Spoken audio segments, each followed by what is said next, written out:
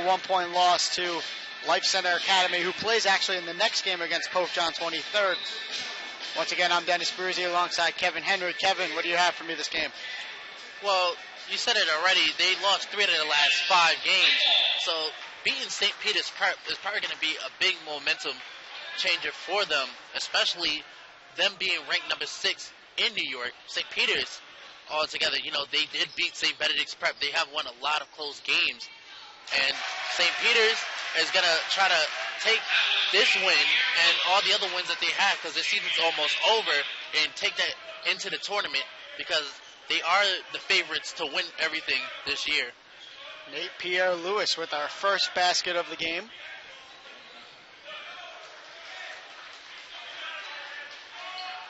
Swinging it to the other side.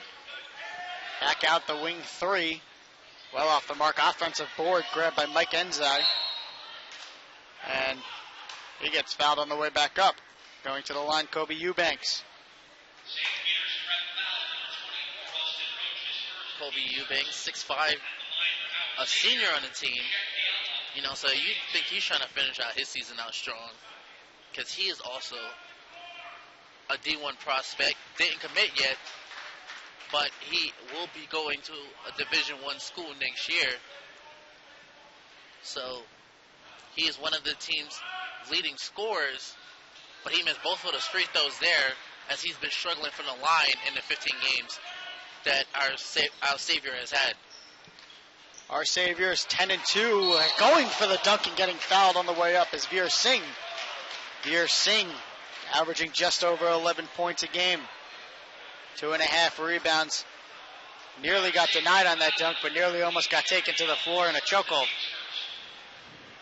And you watch a lot of these players on the team right now, and most of them are seniors or sophomores and up. They only have one freshman on the team. Others are sophomores. But the way they played this season and the way they played last season, you would think these people have been playing together for 4 years all combined, because you even saw it in the last play. It was a no-look pass. They knew exactly what was going to be run. He makes both, extending the lead to 4th. A minute in. With it here, Jabril Diallo. Swung to the corner, and the 3 is off the mark. Screaming in for the rebound, but stepping on the line was John Oliver. And it'll go back the other way. St. Peter's Prep from Jersey City, about a half an hour away from here. Last loss was on January 9th at Perth Amboy, and that was a huge upset. At the time, St. Peter's Prep was ranked 8 in the state. And Perth Amboy has only won 3 games this year, as that one's stolen away. And a hard foul on a fast break. Going up for the shot, Mike Enzai will go to the line. That's right. You talked a little bit about that Perth Amboy game and how they lost. And it was a huge upset. You said Perth Amboy only lost 3 games. They lost by 2 points. By 20 points. Excuse me, they lost by 20 points in that game. And you wonder what was going on, especially since it was in the middle of the season. It wasn't like it was in the beginning of the season. This St. Peter's team was already established. So, I don't know if Point Amboy just came in and... They must have just had a hot night. They had more than a hot night. That's like that's like the Bobcats beating the Miami Heat by 30 points. Yep. Well, we saw it a few weeks ago when Louisville was upset on the road. With it, Veer Singh on the wing. He tries a 3 and knocks it down. Veer Singh with 5 points of the 7 for St. Peter's Prep. Back the other way, throwing it down is Mike Enzai. A nice response. 7-3, 2 minutes in. And talk about Veer Singh, one of the leading scorers, the leading scorer on the team. Well, second leading scorer on the team with 295 points in these 20 games they played. And you can see why. He's a center, can take it inside, can dunk the ball, can shoot a 3. But he spots up for another one. And he knocks it down. He's got 8 of the first 10, and it's a 7-point lead for St. Peter's Prep. And you don't want him and Austin White getting going in this game. Senior Austin White almost averaging about 17 points per game for St. Peter's. Open on the wing. That one rolls out. Ball tapped. Right back to himself. Putting it up. Count the basket. Mike Enzai. Mike Enzai, a good play that time of getting an offensive rebound. They have gotten 3 offensive rebounds in this game in 2 minutes of this first game. They have gotten 4 offensive rebounds already, and that one leads to an and one. Mike Enzai is the forward, a senior 6'7", 195, a big kid, well worthy of playing Division I basketball. As I look at this, our Xavier team, you would think that they haven't had a challenge like this as of yet against St. Peter's. Back the other way, count the basket again. Going to the line this time is Chiek Diallo. Diallo, that was just a nice pass that time. St. Peter's wasn't paying attention.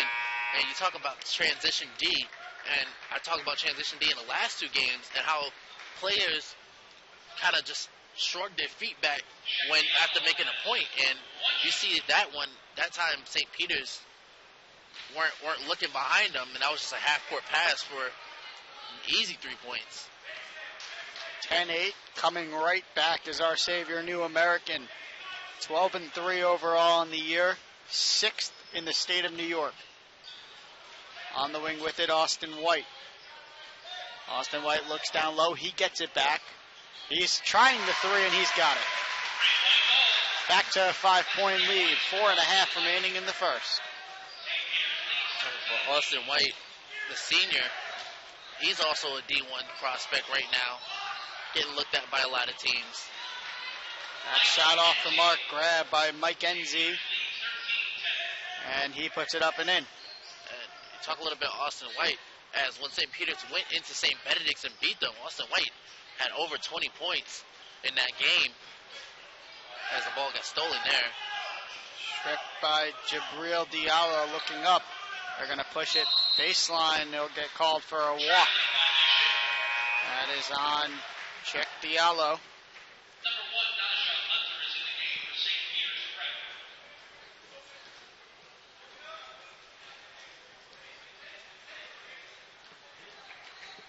Three-point game.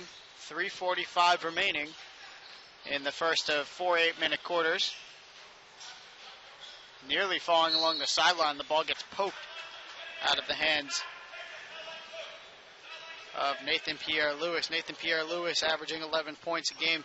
He's second on the team in assists, and he leads in steals. Just an all-around player. Does it all for his team. Straightaway 3 off the mark. Offensive board grabbed and lost for a second. Now swatted away and all alone to throw it down is Michael Enzi. Mike Enzi with 9 of the first 12 points for our Xavier New American. And you can see why D1 schools are looking at him right now. His ability to finish the ball, his ability to rebound, his ability to steal the ball just as he does there and get another 2. And easily it goes down again. A 1-point lead for our Xavier New American and a timeout for St. Peter's Preps. A 1-point lead with 3:03 remaining in the first. We'll be right back.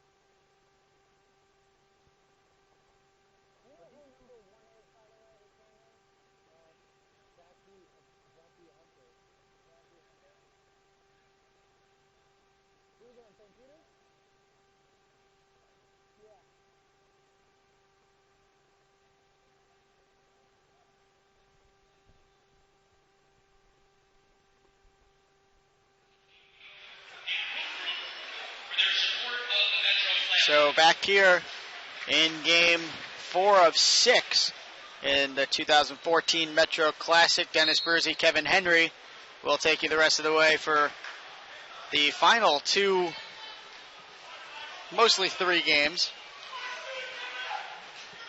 With it on the wing is Hunter.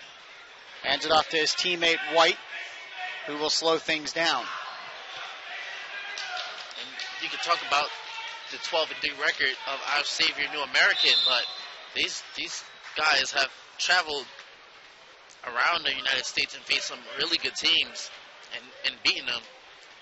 Dallas, they went to Dallas to face Prime Prep and beat them at home. They went to Montrose Christian, beat them by 3 points, and now they're trying to upset St. Peter's here. Long three on the way, knocking it down, Austin White. And it's a 2-point St. Peter's lead. This tournament coming from the campus of Kean University in Union, New Jersey. An offensive foul for an illegal screen will be called on Kobe Eubanks. And will be going the other way for St. Peter's Prep. That's his second foul. A couple of players with 2 fouls already. Both teams halfway to the bonus. Watch this game, and you just think that it might be a similar result to that Union Catholic game. This game coming down to the fourth quarter. You know, it was the same result when Union Catholic was playing earlier, and that game went down to the wire with Eastside. How thrilling would that be if this game went into overtime? That would give people a treat, because you never usually get to see teams like this go into overtime, because they always blow the other teams out. So when you get two teams like this to play long minutes and actually play a good game, you take advantage of it. Kobe Eubanks knocking down the three from the wing. And it's a 1-point lead back for our Savior New American. Looking around, Veer Singh gets it. He's going to try and drive in. He kicks it out instead to the wing and knocking down another three, Austin White. Back and forth with the three-pointers. And once again, St. Peter's Prep holds the 2-point lead. Austin White, he's a shooter. He knows he can shoot the ball. And then somebody gets called for traveling there. But when you talk about Austin White, what he's done for this team, after making that three-pointer, he has over 500 points on the season, which is about 17 points per game. And that's just great. The only other player we've seen that do that is D'Angelo Russell, who plays for Montverde, that's coming up tonight, you know, who averages 18.2. So averaging that much points as a high schooler is astounding. Kick back out to Singh into the corner. And Hunter cannot handle the pass. So just under a minute left. Our Savior New American has the ball. Savior New American, I mean, they take a three. That one off the mark from the wing. Offensive board grab by Mike Enzi. Looking down low. That layup won't go, and a foul on the rebound will be called.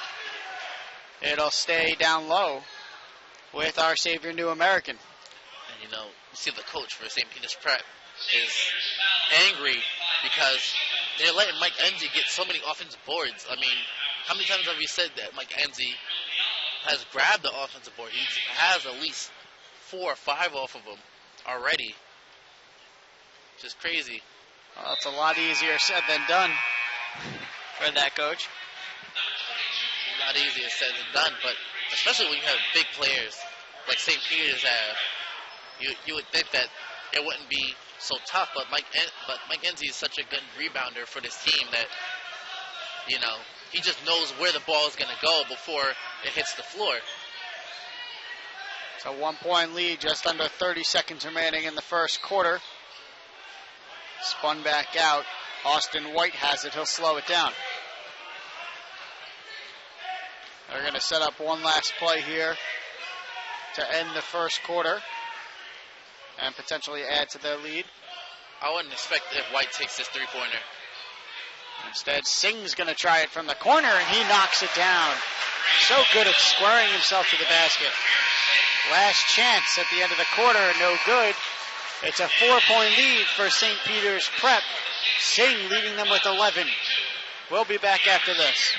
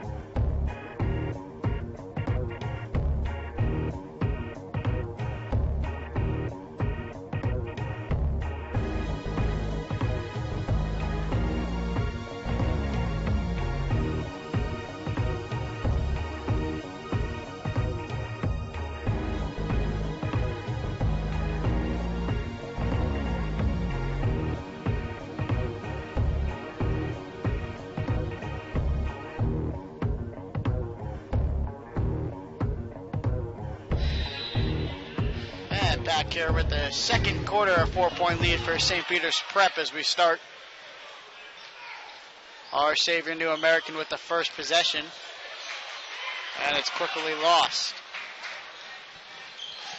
Coming back the other way, Jordan Whitehead gets the cross-court pass to the corner. Austin White comes back.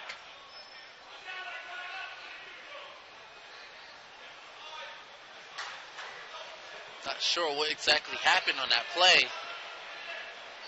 I think there was a foul. Looking to the corner, now bringing it in, kicking it out. Austin White to the wing. That three-pointer's well off the mark. And now it's moved ahead, bringing it in and throwing it down with one hand. That was Damon Wilson. Talk again about transition defense and getting back, and they just threw that pass right behind the defense. David Wilson got an easy dunk. Those are his first points of the game. Jordan Whitehead lost it, and our Savior New American pushes it. This time Damon Wilson off the glass, and we're tied at 22. Doing a good job of running the ball up the floor and forcing turnovers right now. This defense is playing really good against St. Peter's. The wing three try is off the mark. Rebound to Kobe Eubanks, who brings it up. Now swung back top of the key. Off the mark on the three-pointer straight away. St. Peter's Prep will slow it down. This is Austin White. Austin White, like we said, averages close to 18 points a game, the team leader. And here he is trying the deep three. That one's off the mark. Grabbed by Damon Wilson. Wilson slowing things down. Our Savior New American starts a play, and a foul up top will be called. That'll be the team's sixth foul.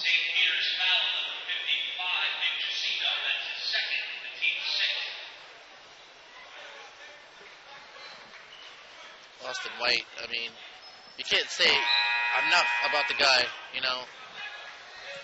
You look at him and see what he's done scoring-wise for this team in the 4 years he's been here. And astounding. You have other options to go to, but I'm pretty sure that they're going to give the ball to him down low if this game does come down to the wire. Damon Wilson all along the baseline. Works its way to the other side. Trying the wing three. That one hit front iron and out. Was Kobe Eubanks. And a foul on Our Savior New American will push the ball the other way to St. Peter's Prep. And I'm looking at the stats right now, and the field goal percentage for St. Peter's Prep is 43%, which is really good. It's not even average, especially since they don't take that many shots. And when they do take shots, they take good ones. Veer Singh count the basket. He'll go to the line. What an impressive day for him so far. Already 11 points. Adding those on, that makes it 13. Plus the back end of the three-point play. Most of his plays have had 3 points at the end of it. He has an and one here. He has 3 3-pointers. So he's only had one shot inside. You would kind of relate him to like a Pau Gasol, if you would. Really long, lengthy, can go inside and has a post move, but loves to take a jump shot. And he's very good at it. So far he's hit a couple threes, including one tough one in the corner, very contested on a fadeaway. Nice move to the baseline and throwing it down is Kobe Eubanks. And it's a 1-point game once again. One thing about this team, everybody finishes when they get to the basket. You don't ever see a bad finish. Everybody always gets the points if they're left alone, which is a good thing. Hunter crashes into his man, and that's an offensive foul. He'll take a seat on the bench. Coming back in for him is Jordan Whitehead.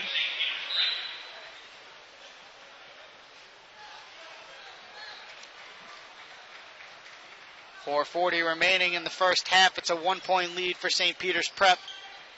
Our Savior New American trying the baseline jumper, and knocking that down for them is Jabril Diallo.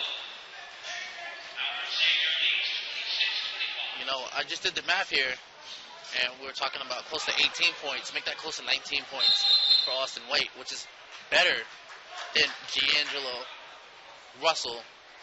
So I would like to see both of them going in a one-on-one. They're both fantastic players. They both had an amazing outing today. And I'll tell you, they're really just the influence for their team so far. When you look at a St. Peter's or the Patrick School or a Seton Hall, you would think that this division that they're in is just all of them are worthy of probably being ranked top 10 in New Jersey. The wing three off the mark, and an offensive over the back foul is going to get called here on Mike Enzi. Head coach wants an explanation from the ref. Nonetheless, we'll come back down for the first 1-1. Both teams now in the bonus.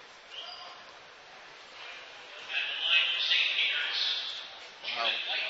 And this first half, it's kind of been what you expected, a back and forth game, You have top-ranked opponents such as this.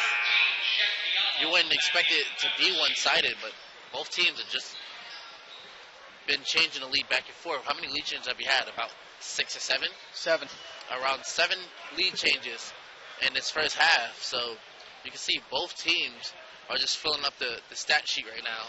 Well, in the first 15 points for both teams, it was almost like layup, three-pointer, three-pointer, layup, three-pointer, three-pointer, back and forth the entire time. It's tug of war.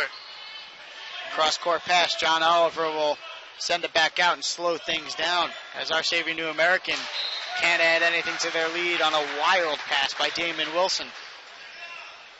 The 1-point lead for Our Savior New American is the largest they have had the entire game, with 3:47 remaining in the first half.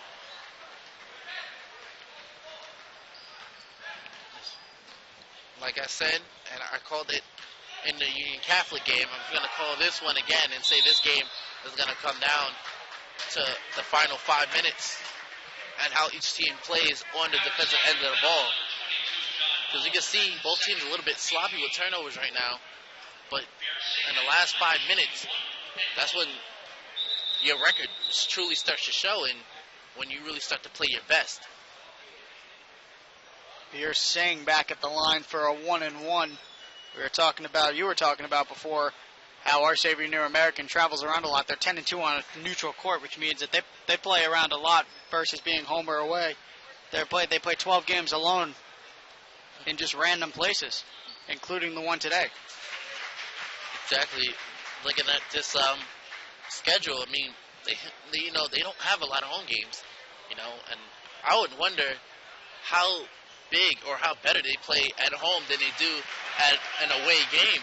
But most of the games have played away, which tells you a lot about them. To win a lot of games away is big, especially if you are to go home, you get home field advantage. Somebody has to travel to you. You play better because you're at your home crowd and your fans are cheering for you. So John Oliver knocks down the three, and our Xavier New American leads 29-27. The top of the key with it.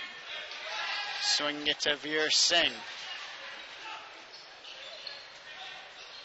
Trying to set up an offense here. Swung back to the other side.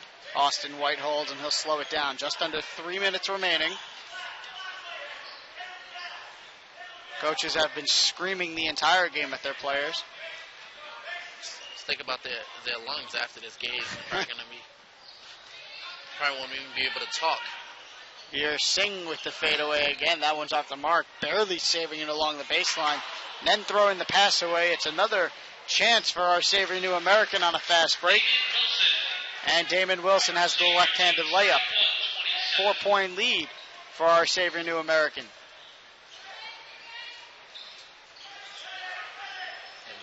Xavier New American doing a good job with this zone defense right now. Wide open three off the mark. That one from Jordan Whitehead, and it's pushed back the other way again. Oh, and Jordan Whitehead took an elbow, and it'll be a charge going the other way. That takes some guts to stand in there with a man like that coming at you. Especially, nowadays, like I said, with high schoolers and their abilities and what they can do to jump from the free throw line and dunk the ball, you barely see players do the fundamentals and maybe stay and try to take a charge while in danger or just stay in the way of somebody coming through the lane like that. So now in the final 2 minutes of the first half, let's see if St. Peter's Prep can build a little momentum off of that taken charge by Jordan Whitehead. Hunter has it. Gets it to the middle. Whitehead back to Hunter. The floater in the lane's too short. And our Xavier New American pushes it back. Nice no-look pass down low, and taking it to the glass with ease is Mike Enzi. And Mike Enzi has 13 points. You know what? And he's been really big for his team, especially with those turnovers. I think that was kind of the momentum shifter a little bit. Those two turnovers he had and dunks. Jordan Whitehead will try the three, and he knocks that down. One of the higher scoring halves we've seen all day. Pass is intercepted and moved back ahead. Here's Hunter. Hunter will take it himself and gets blocked and fouled on the way up. He'll go to the line for two.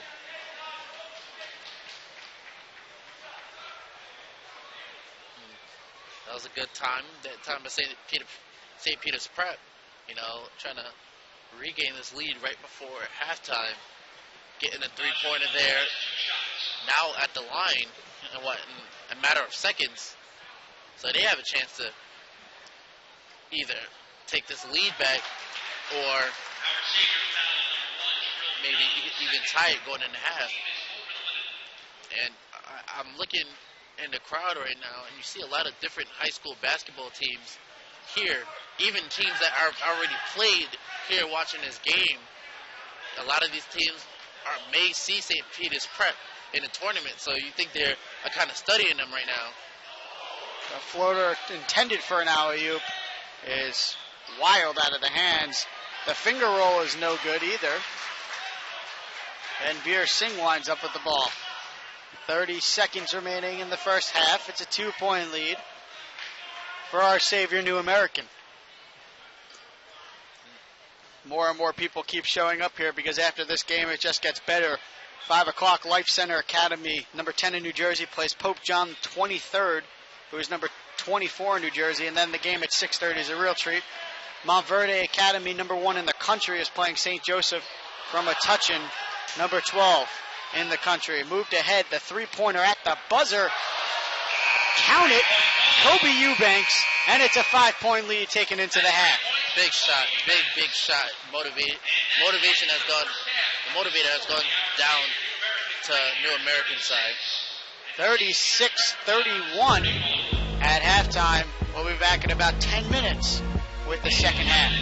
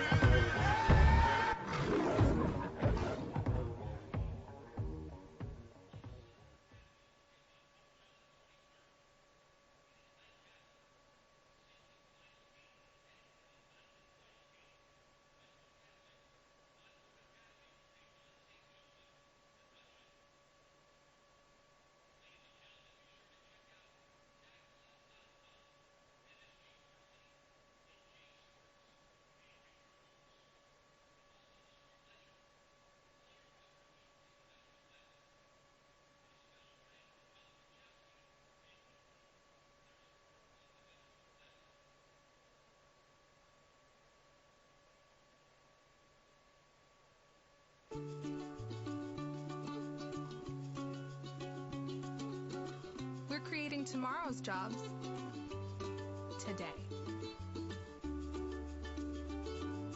Kean University.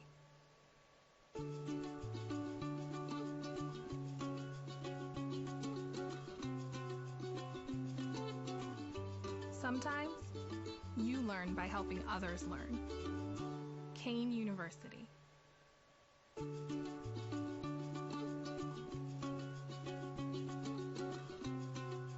Why do we like it here? Let's just say the reasons are diverse. Kean University.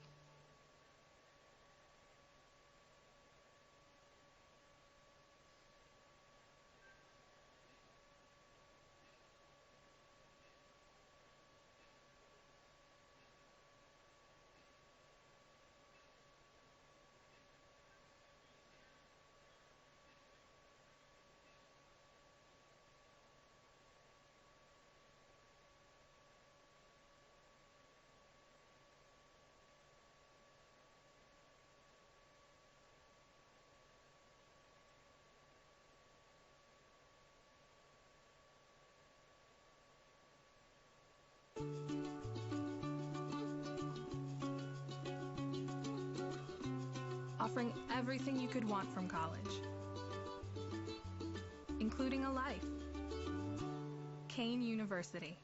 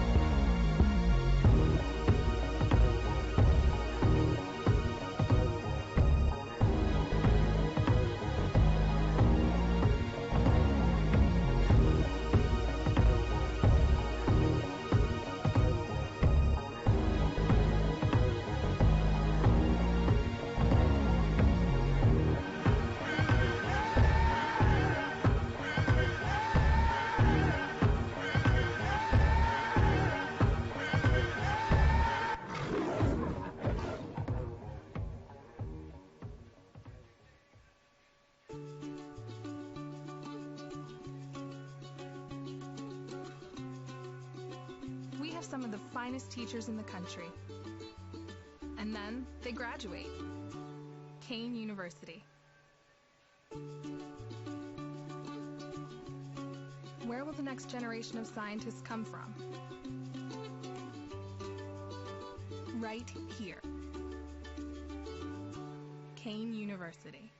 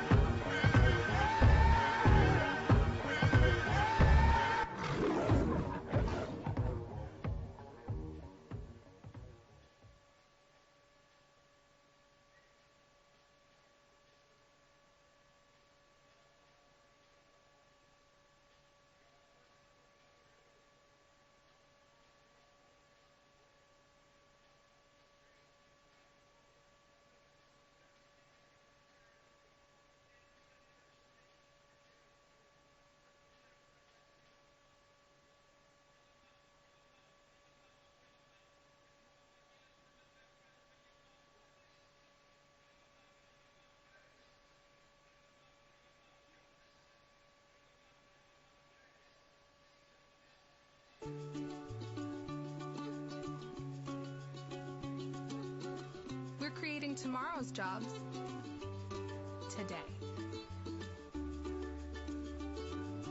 Kean University.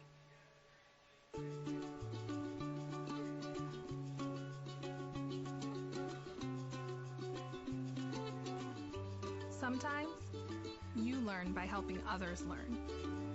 Kean University.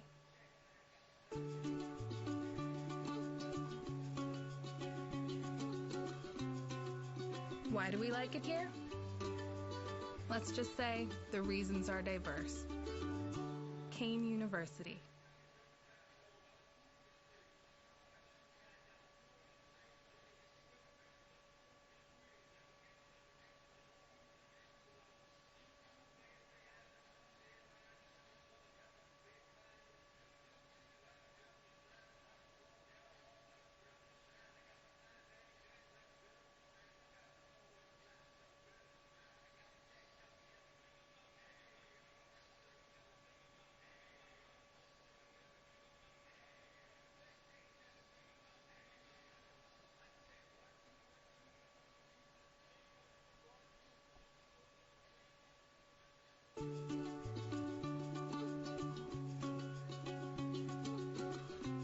Offering everything you could want from college,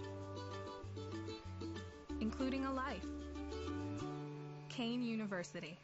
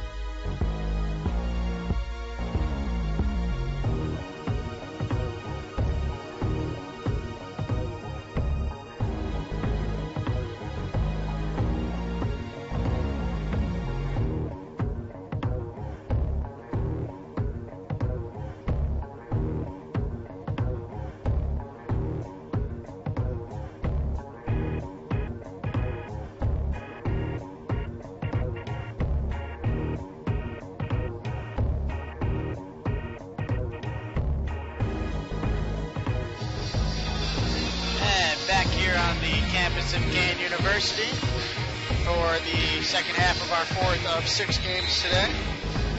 Dennis Burzy alongside Kevin Henry. Kevin, what'd you think of the first half? It's what I expected it to be. I mean, back and forth. I didn't expect St. Peter's to be down. Even though they're only down by 4 points, I thought they were going to have the lead. The wing 3 tried. That one short. Offensive board and a nice pass down low to Austin Roche. And it's back to a 3-point game. 36-33. It was 36-31 when we started the half. St. Peter's and Our Savior New American trading places in front about 8 times in the first half. Back and forth. A few of them came on consecutive plays. Nonetheless, here we are. A tight one at the beginning of the second. Both teams ranked in their own states. Our Savior New American, number 6 in New York State, as that'll be a traveling call. And St. Peter's Prep from New Jersey City is number 11. Yeah, that's surprising to me. You know, you heard me talk before about, you know, the talent in Jersey and the talented team Jersey has. And number 11, I mean, is a great number. But when you talk about what St. Peter's has done this year at 20-2, is you would think they would be ranked higher. Swung to the other side and knocking down the jump shot, Jordan Whitehead. They're 2 of 2 from the field to start the half, and St. Peter's Prep has cut it to 1 point. Jordan Whitehead with 5 points on the night. Most of those shots that he's taken has been momentum changers, as he got an and one, and then that shot put him in within one. Baseline jumper knocked down. That's Kobe Eubanks. Kobe Eubanks now with 11. Just under 2 minutes into the second half. It's a 4-point lead once again for Our Savior New American, and a travel will be called. That one on Austin White.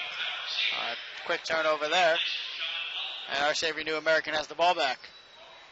And you talk about what Our Savior New American has done to shut down Austin White in the last couple minutes, and it's crazy, nice to see. That 3-pointer knocked down once again by Kobe Eubanks. He's found a hot hand here to start off the half. And it's the largest lead of the game for either team. Yeah. And I feel like New Savior is one of those teams that's going to give a lot of players or a lot of teams headaches going into the tournament because of how many away games they had. It doesn't faze them anymore. You even see them playing on the court and how poised they are during this game. You know, they seem to be calm even in the midst of being in front of a wide fan base of St. Peter's right now. They're playing really good together. Well, overall, Our Savior New American is used to not playing on their home floor. 10-2 on a neutral court alone. 3-2 on an away court. That layup off the mark, and pushing it back the other way here is St. Peter's Prep, cutting to the middle. A wide open jump shot from the free throw line is knocked down by Austin Roche. That was just a nice jumper by Austin Roche that time, getting open. 5-point lead here for Our Savior New American. Nice move to the inside, and the jump shot rims out off nearly an offensive board, but now St. Peter's Prep will push it forward. Hand it off. Team leading scorer Veer Singh, jump shot, back iron and out. And it's stolen away quickly. Wing 2 off the mark. So it was on the line. That was a 2-point shot, a very far one. In fact, I'm surprised with the 3-on-2 they would have settled for a jump shot like that. Baseline, one-handed throwdown by Cheick Diallo. And it's a 7-point game once again. 4:24 coming up on halfway done with the third quarter.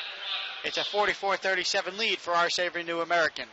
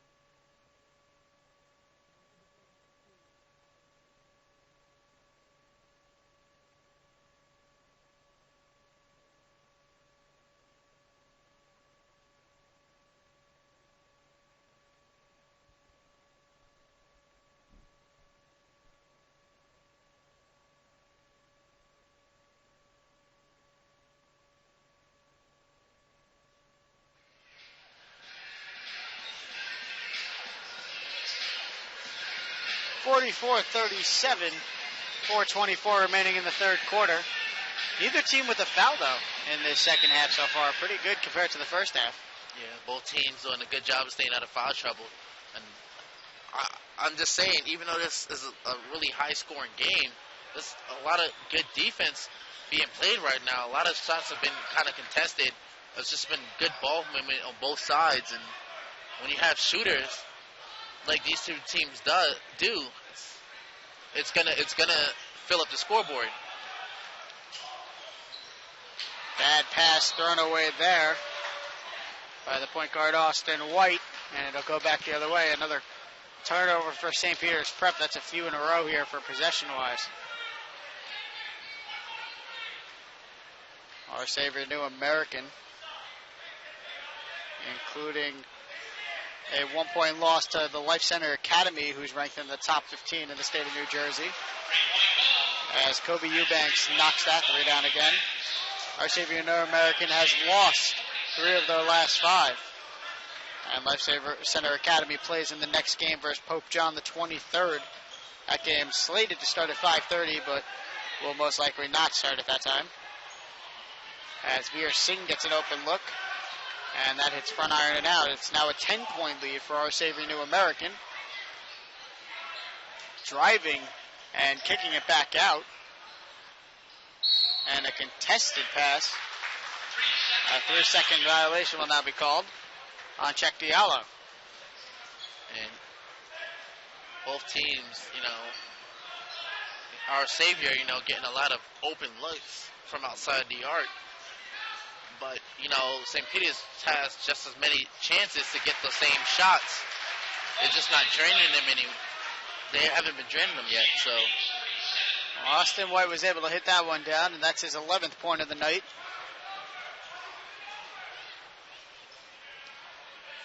As Our Savior New American will set up their offense, 2:40 remaining in the third quarter. That pass nearly jumped on by Austin White. He would have had a fast break. He has that speed that can just fly right past defenders. A quick move there. And a foul will be called on Zaki Hunter for holding a non-shooting foul. The first of the half, actually, with just under 2.5 left in the third. You look at St. Peter's, and the last couple years, they've been a basketball powerhouse. They've always had good records in tournaments or in the season, but this is one of the first years where they're actually getting recognized for it, or they actually have a balanced team as they do right now. Wide open 3 off the mark. Hunter pushes it ahead to Singh, who has it stripped from behind. Oh, that was a good job that time by Our Savior, running him down and knocking the ball out without really committing a foul that time. They didn't even touch him. That was strictly ball. Here Singh's inbound pass is stripped away, and now it's looking ahead. Damon Wilson gets it off to his teammate, who gets fouled on the way up. Check Diallo will go to the line for 2. like I said, this time it was just good defense. I was saying Union, I don't know what the coach said to them in the half, but they have come out this second half and played really good D. Only 2 points allowed for St. Peter's so far, which came from the free throw line, which is crazy. No jump shots made, no layups made, and New American not making it easy for the number 11 team in Jersey.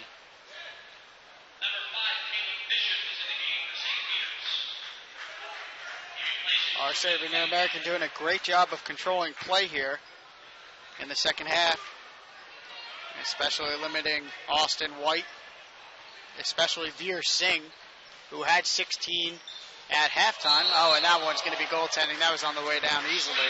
An easy call. Check Diallo swatted that away. They're doing a great job of shutting down Veer Singh. Veer Singh at 16 points at halftime, and he still has 16, 6 minutes into the third quarter. You know why? Because I think they realize they just can't just DM inside. They have to DM outside as well. You know, you see them, even now, there's somebody on them all the time instead of opposed to when they were sagging off in the first half. Veer Singh takes that away. I love the hair that he sports. Kind of a Troy Polamalu look. Pass inside, and once again, Check Diallo called for goaltending. But you gotta like what Check Diallo's trying to do. It's not like he's doing it on purpose. He's just trying to block the ball away. And I don't know what happened on that play, but I think I can call that on St. Peter's. St. Peter's foul number 2, Austin White, his first, the team's third. I'd like to see a replay on that one if we could. It just looked like I honestly was looking down at the paper for a second and I saw Austin White kind of fall by himself. I didn't think anybody bumped into him. Yeah, I mean, when I looked up, there was 2 players 5 feet away from him. I don't know what possibly could have happened there. I really honestly just thought he tripped on the court because the court has been slippery today. Jabril Diablo gets it back on the wing, now puts a move on and has a wide open jumper that he's able to knock down. It's a routine shot for him when you have plenty of time to square up and shoot to the basket without any pressure in your face.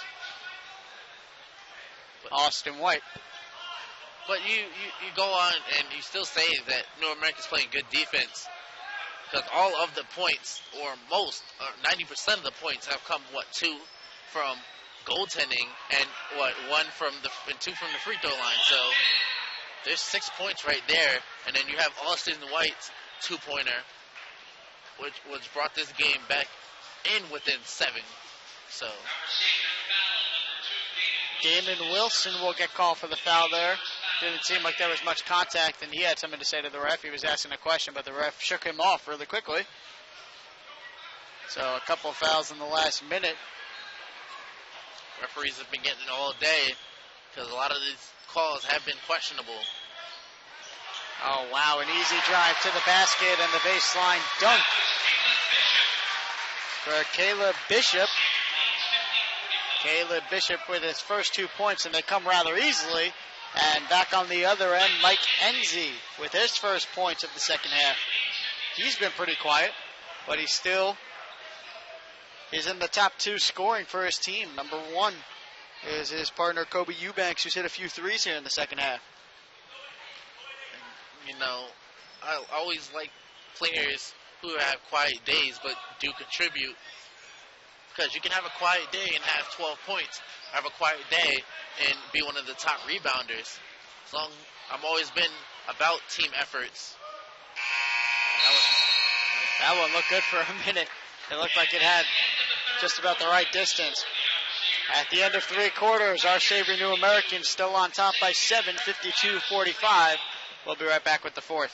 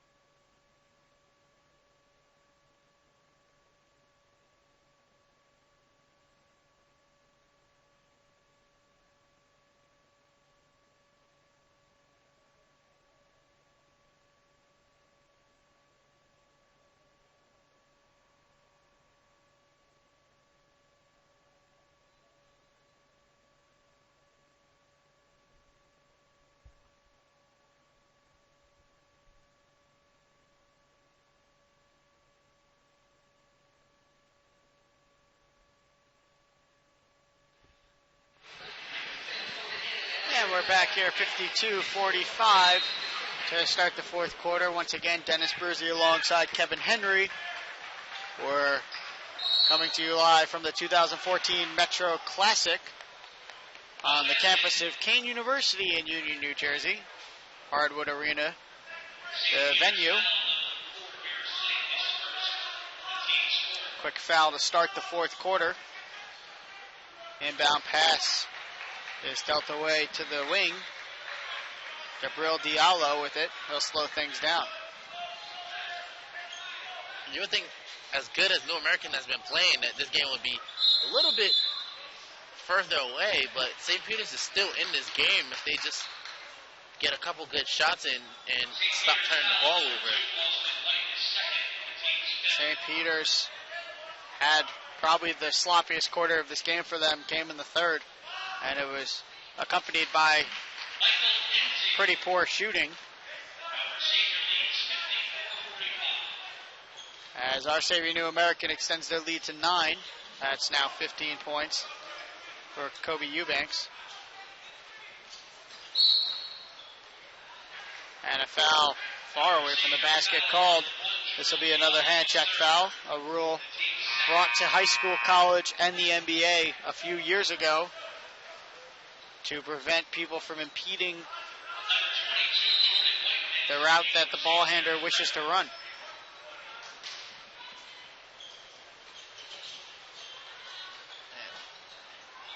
When you look at this game,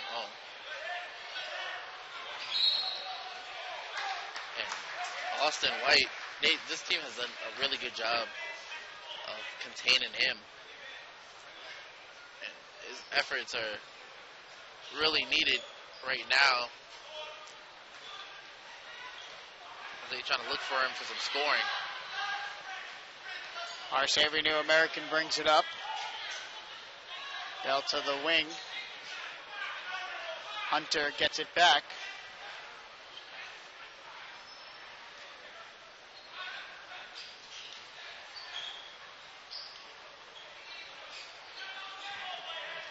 I believe I see Ronald McDonald in the corner.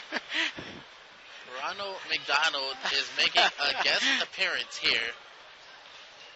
And maybe next break we can get a shot of him. Ronald McDonald is here. That's great. If you see him in the corner right now, he's in the top right. He's the only guy wearing bright yellow and a red wig. I might have to ask him for something to eat because I've been starving for the last 3 hours. Taken to the basket, count it. Kobe Eubanks. I think Kobe Eubanks is hungry too. Wow.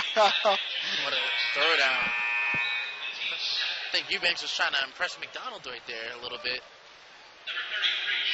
That was a nice throwdown right there.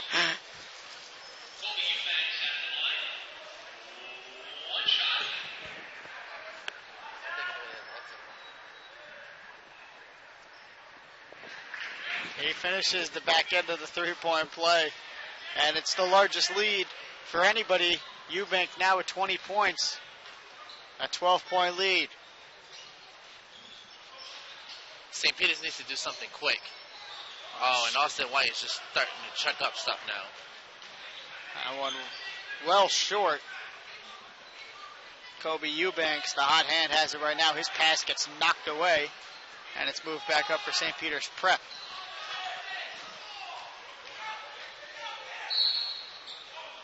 Singh gets fouled on the way up. So if St. Peter's goes on to come back and win this game, you would look at the way Veer Singh has played this whole game and probably call him, player of the game, for this tournament. He's just a great player all around. I'm a little confused. I thought that was pretty clear to be a shooting foul, but they're going to say otherwise, and we're going to get a quick timeout on the floor. We'll be right back. A 12-point lead for Our Savior New American.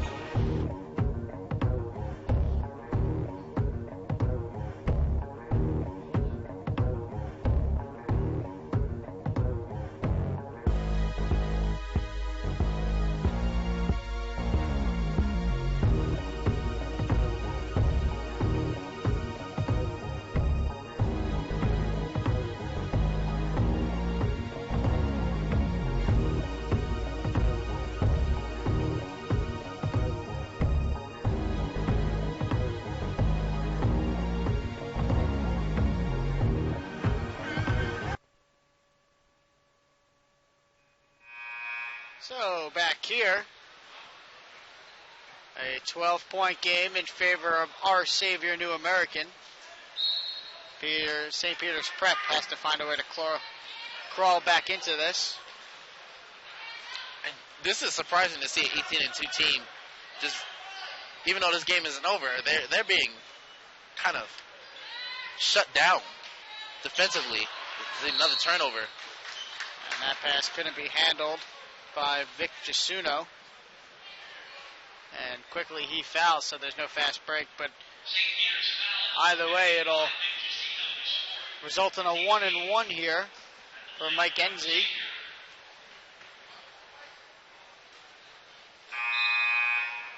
Wow, St. Peter's, I didn't realize St. Peter's were in foul trouble.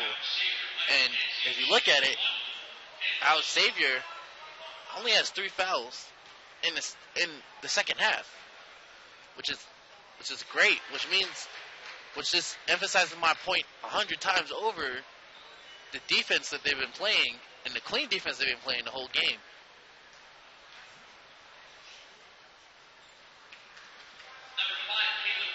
Both free throws good, and it's a 14-point lead now, just under 6 minutes left in the fourth game of the Metro Classic Basketball Tournament.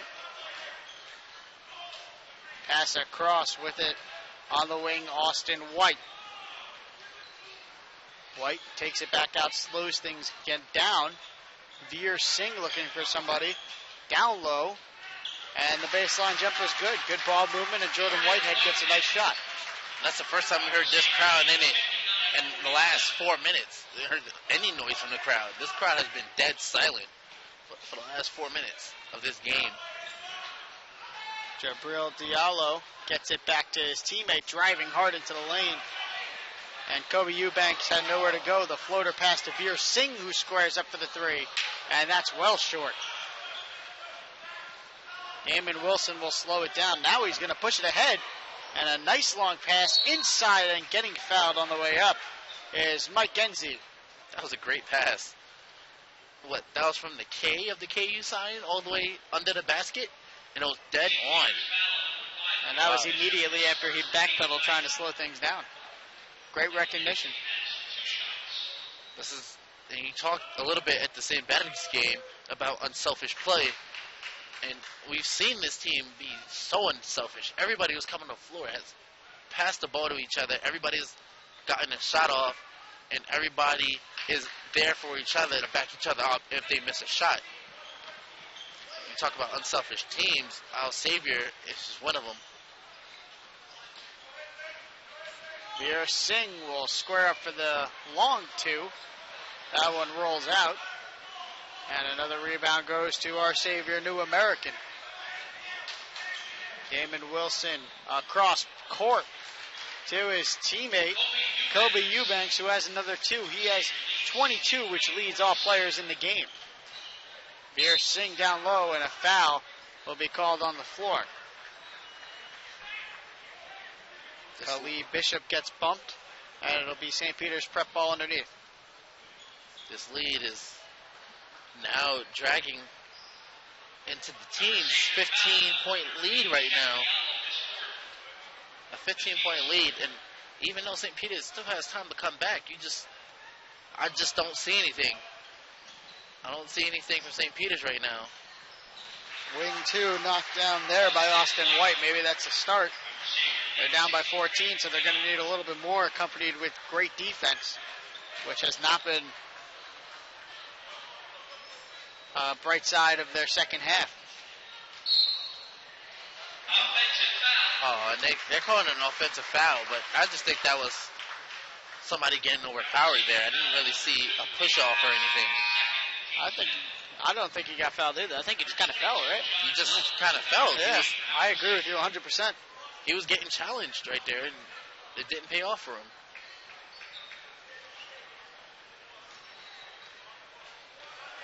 Player and coach had a little bit of an argument there about that. Only player on the floor in foul trouble is Czech Diallo, and a fast break reverse dunk. Mike Enzi. Mike Enzi. Oh, man, this guy has been playing tremendous the whole game. And the St. Peter's Prep bench is very unhappy with play, so they'll call another timeout.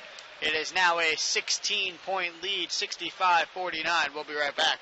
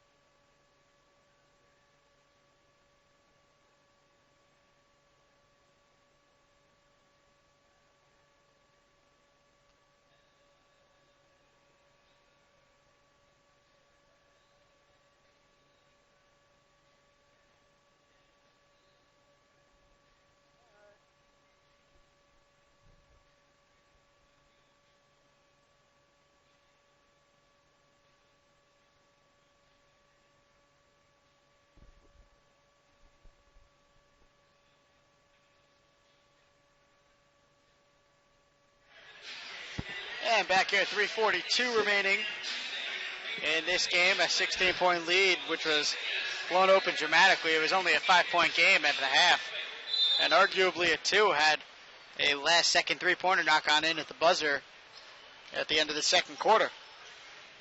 So it was a lot closer in the first half, but St. Peter's Prep just can't find the defense or the scoring to keep up right now with our Xavier New American. But then it goes against to show you, of the play of our Xavier, even though they're 12-3, just the neutral is impressive to be 10-2 on a neutral court and play all these away games and keep this record.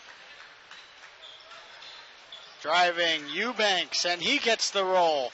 A very tough layup in traffic, and he puts it in with the right hand. Nobody expected this game, especially a 20-2 team to be shut down like this defensively. That's just great. This is a great play right here. Eubanks alley-oop. And Check Diallo puts it in. 20-point game. And usually when teams start to throw alley-oops, that means the game is over. And I'm not going to say the game is over, but you're down by 20. This team looks like they're just either exhausted or just being outplayed right now. 2:23 remaining. Ball's tipped. Lost for a second, and it's a 3-on-1 the other way. And the easy left-handed layup is put in by Austin White. Austin White with 17 points now on the day. Pass ahead, he gets it here, and he'll square up for the wing three. That one rims out, and it's tipped out of bounds by St. Peter's Prep. But then again, I don't think that this team has had a challenge like this before. St. Peter's, they've had 2 losses, one to Eastside, but most of the other games have been blowouts. That one's stolen away, kicked out again. Austin White will drive with it now. The left-handed layup is no good. And the pass ahead here. And the big one-handed dunk by Check Diallo. This game is just getting worse and worse. And with a minute 38, I would think St. Peter's is just going to run a play and try to run this clock out. But they don't. That three-pointer short. And the pass is thrown away, coming down on a fast break. This is going to be a big momentum boost, especially a 20-2 team is a 20-2 team. Either way you look at it, how much you beat them by, that's a great accomplishment. And it doesn't matter who they played on their schedule. To win 20 games and only lose 2 is is immense. So being a 20-2 team is going to help this team down the stretch, especially looking at the other games they have to play. You know, I mean, they lost to Life Center by 1 point, but if they ever add another chance at them, I don't see them losing to them again. Absolutely. Especially looking into the future, a minute 21 left. Life Center is playing next, so I would like to see what this Life Center team does against Pope John. Pierce Singh's three-pointer off the mark. It's very likely that St. Peter Prep will have to play Life Center Academy at some point again in the season. They're in the same division. So it would be likely probable that we'll see them sitting on the bleacher somewhere watching the game. Or at least we hope so. A walk called on the play, and in the last minute, it's an Our Savior New American High School turnover.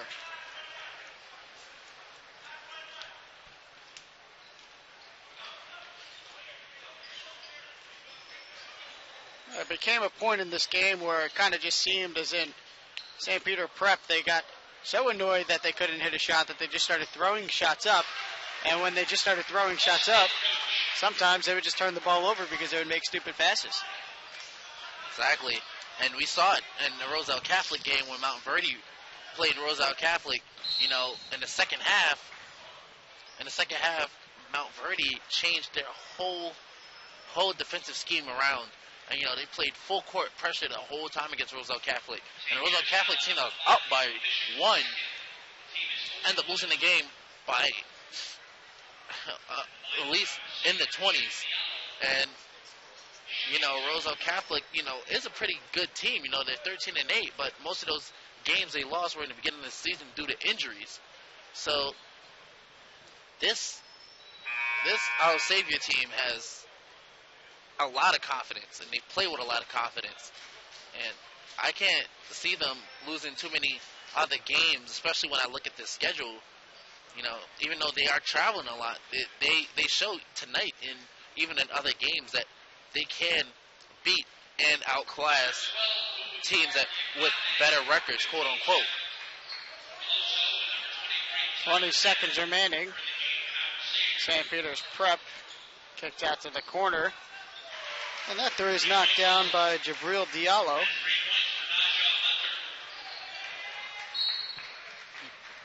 And, I mean, with 7.3 to go, we have 2 more games left. And the last 2 games we watched have been blowouts.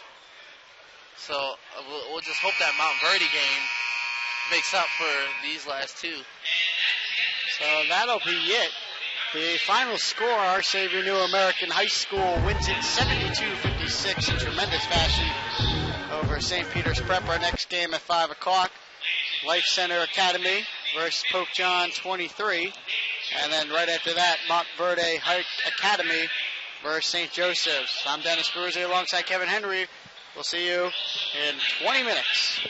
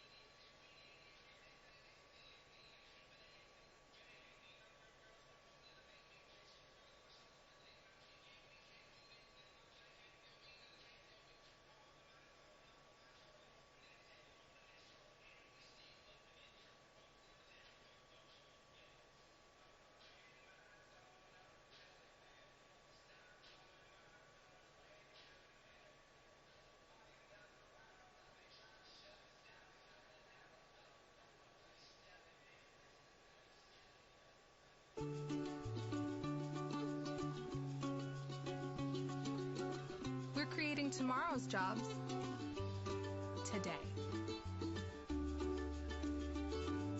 Kean University.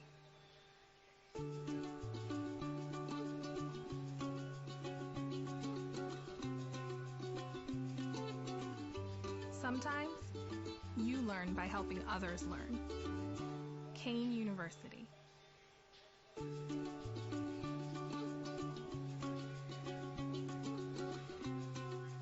Why do we like it here?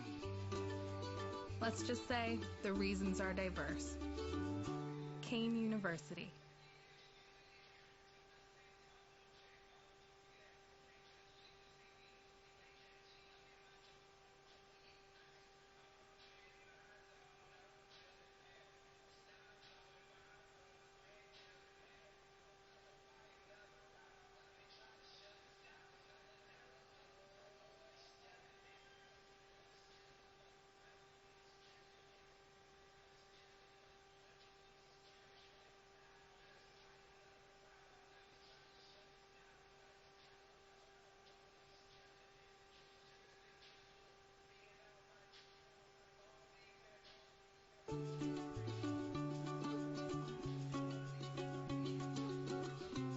Offering everything you could want from college, including a life. Kean University.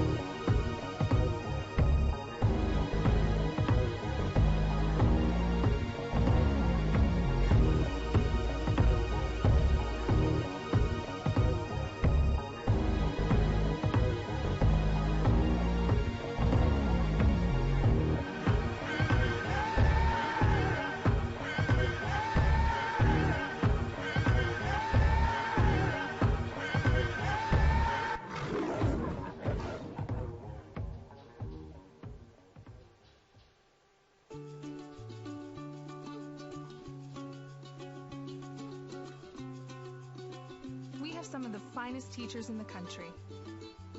And then they graduate. Kean University.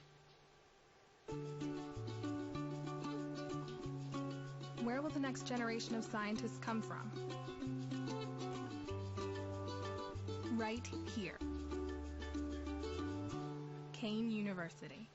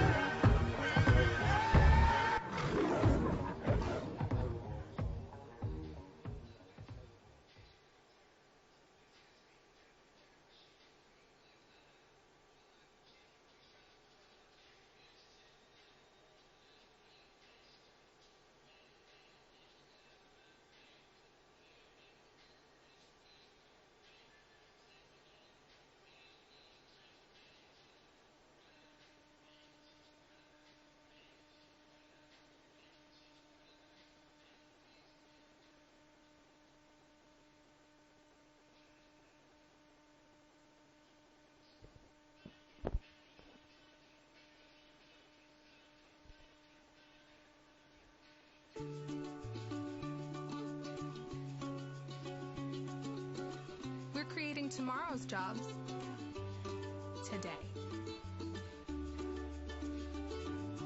Kean University.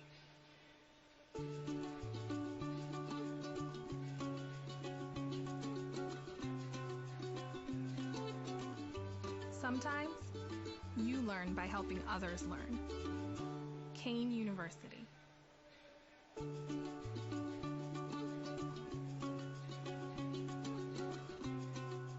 Why do we like it here? Let's just say the reasons are diverse. Kean University.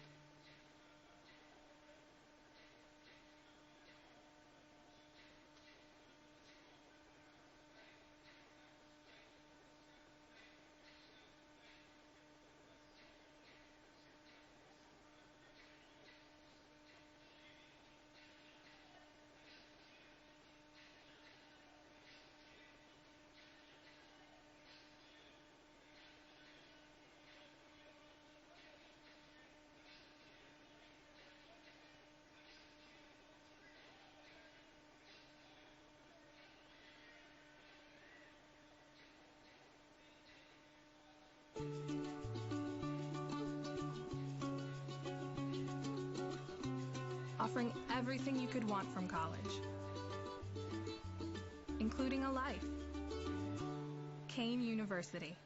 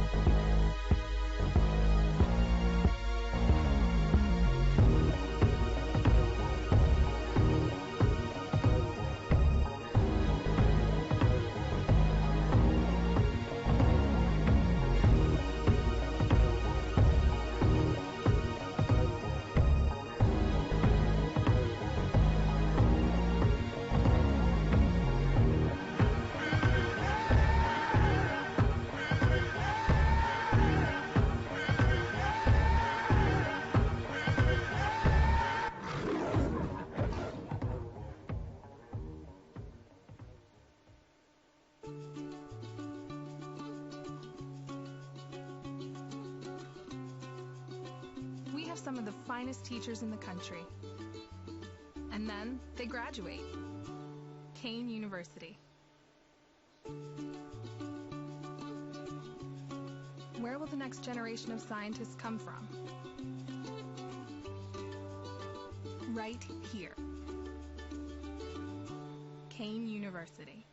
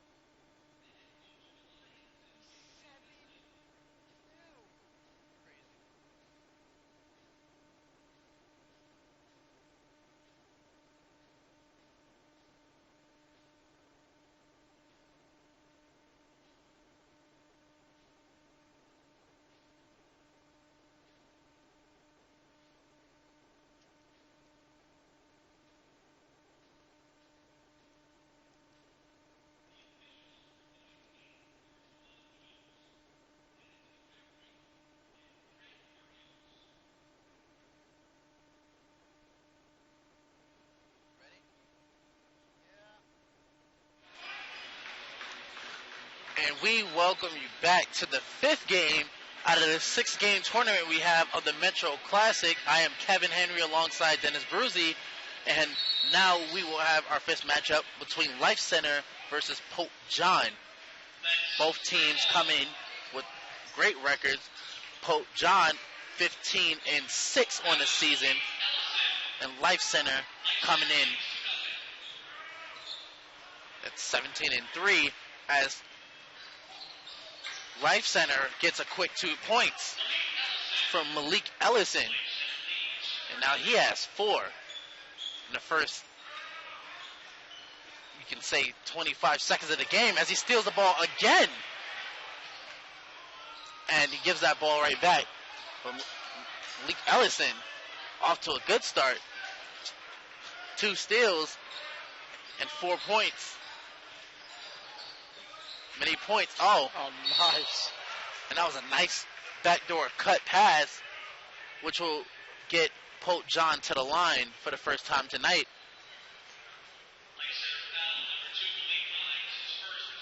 Yeah, just an amazing way to start. I mean, there's not much else to say about it. And Malik Hines gets credited with the foul, and he's going to pick up his first foul of the game. And Jacoby Rodriguez hits his first free throw and trying to hit his second. And he puts Pope John on the board for their first 2 points of the game. Life Center coming in at this game, they beat top contenders such as St. Peter's Prep, who just lost in that last game if you were with us. And they lost to Our Savior by 20. And they dropped to 18-3 on the season. Life Center having a really good season as they do every year. And Pope John trying to improve to 16-6. Pope John's going to win this game if their guards can limit the turnovers. Combined, they have over 110 on the year, which is just an obscene amount for 20 games. If you're averaging over at least 10 turnovers per game, that's not helping your team, especially if the other team capitalize and change that into points. And Pope John gets those turnovers, and they basically lose the battle because of that, which is why they lost 6 games. Trayvon Green hits that shot, and Life Center goes up again by 4. He's good at stepping back and giving himself separation to make that shot. And there's a block by Green on that play. 7'2". I just can't get out of that. It's like shooting over the Empire State Building. 7'2". Usually you don't see centers like that tall unless they're in the NBA. But 7'2" is for a high schooler is just crazy. You usually don't see something like that. But he has contributed for this team, and he is one of their leading scorers. Now, as Life Center gets the ball back after that miss, and they're going to try to capitalize and expand this 4-point lead.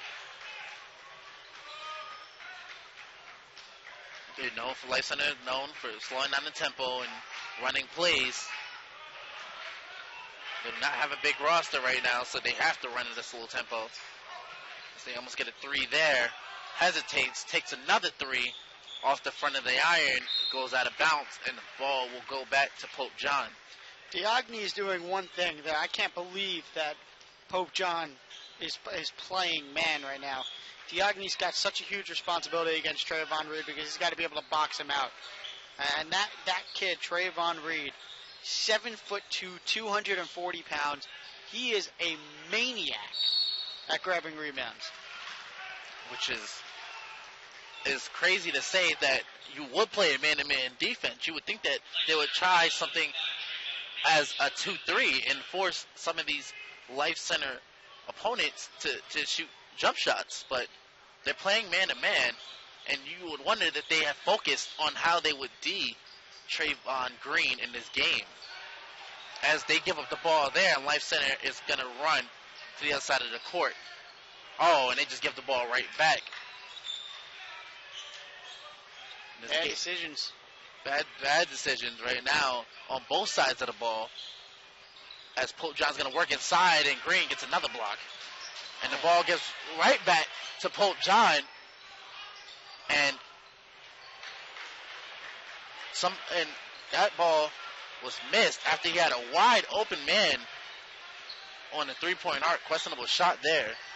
Now, I'm not saying it's probably one of the most difficult things, one of the most difficult games Diogne's going to have to play if he's going to try and score points against Trayvon Reed. I mean, he just put 6 moves on, and Reed just stuck out his hand and blocked a shot.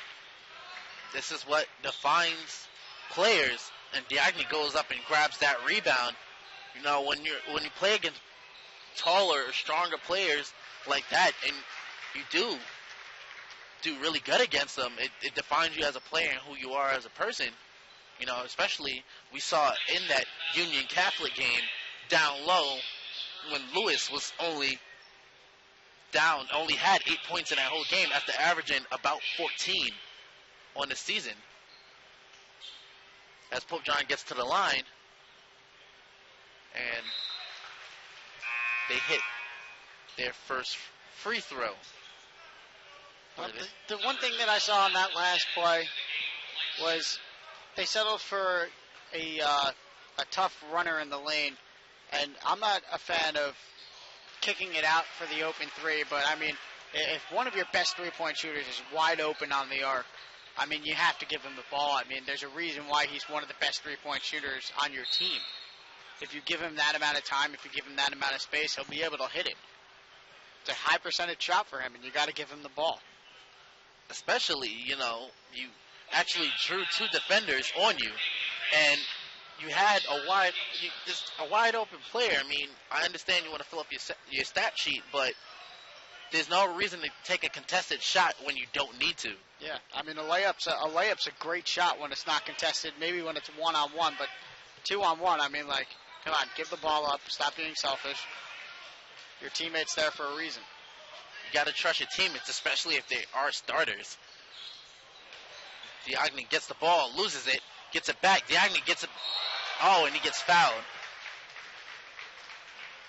Back and forth, misdirection, trying to get Trayvon Reed off balance. And you know what? It took 6 passes to try and get a shot away from his range.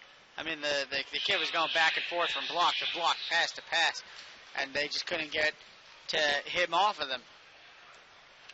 And you talk about Trayvon Reed a little bit. Let's take a look at the coach and see how tall the coach is for a second. It's a wonder why he went and picked up Trayvon Reed. You know, this coach is a tower himself. So you would think that Trayvon Reed got a lot of his playing from how his coach is, because I figure his coach played D1 basketball before. Yeah, Trayvon Reed is a couple of inches shorter, I think, than his coach. At least a couple of inches shorter. That is huge. Just crazy to say, as Life Center has 2 looks at the basket, doesn't convert on both of them, and Pope John will come back down with the ball, down by 1, 2:57 left in the first. A layup, forced up, contested, not good. Life Center comes back to running. Oh, and they tried to throw a lob there. And that was number 11, Carter, trying to throw a lob to Malik Ellis, 6'5". Ellison. It's just careless. I hate that. I hate when players do that. It's like pass interference. Turn around and look at the ball. Don't just punch the guy in the face. Especially, yeah, you saw Ellison trying to jump up and go for the ball. You would think that he would be. That just goes with defensive awareness and knowing where the ball is or where your man is on the court. And, you know, especially in transition D, that's important. When another team is on a fast break, you need to know where everybody's on the court. Pope John is going to go on the other side. Jump shot missed by Pope John. And fight, a huge fight for the rebound. Goes to Pope John, but they throw it away. and that's going to be a backcourt. Smart move, picking it up. Had he not picked it up, it would have been a pretty easy opportunity one-on-one. Easy 2 points.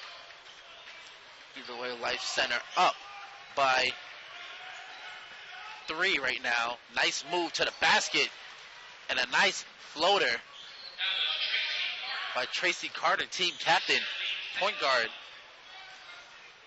Life Center 14-5 on the season, so both teams kind of evenly matched right now. As Delgado tried to go up for that layup. Excuse me, that was number 5. That was Delgado up there trying to lay it up. Oh, and there's a lob, and he can't control it, but he gets his own miss, tries to dunk it again, and gets fouled. What are you trying to lob the ball over Trayvon Reed for? Trayvon Reed wasn't paying attention on that play. I know. Probably didn't expect a lob. That's 13-foot wingspan makes up for it. Yeah, probably can clear the whole court in 4 steps.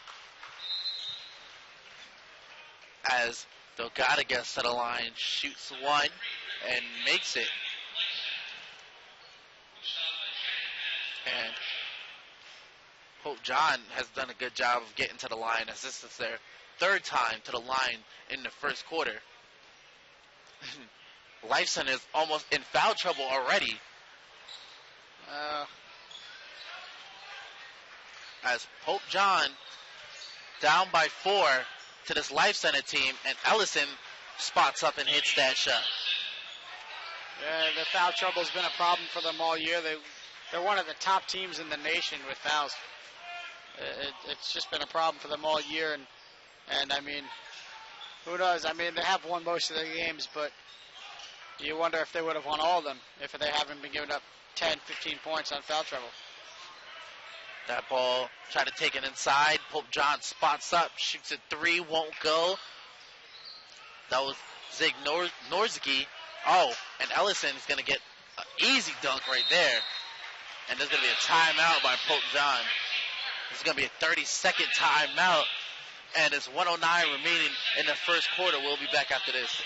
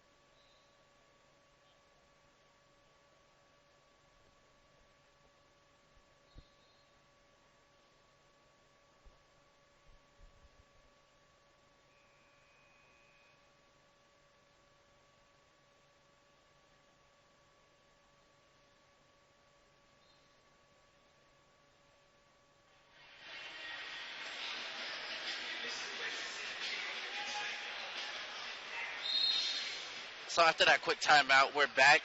1 minute, 8 seconds left in the first quarter. Pope John down by 8 right now. Oh, and there's a slip on the court. And nice ball movement by Pope John. Can't capitalize. Delgado couldn't make the jump shot. And there is a double team. Life Center pokes the ball out, and now they're running. And they try to throw a lob. And Reed doesn't even know what was going on there. He was looking for a foul call because he thought he got pushed, and I agree with him. You can't just push the guy out of the way to catch the ball. Oh, and there's a nice move to the basket by Matt Zengorski. Little cradle the baby on that one. Exactly, yeah, a little nice shake and bake there. Junior from the team showing a little bit of his skills off.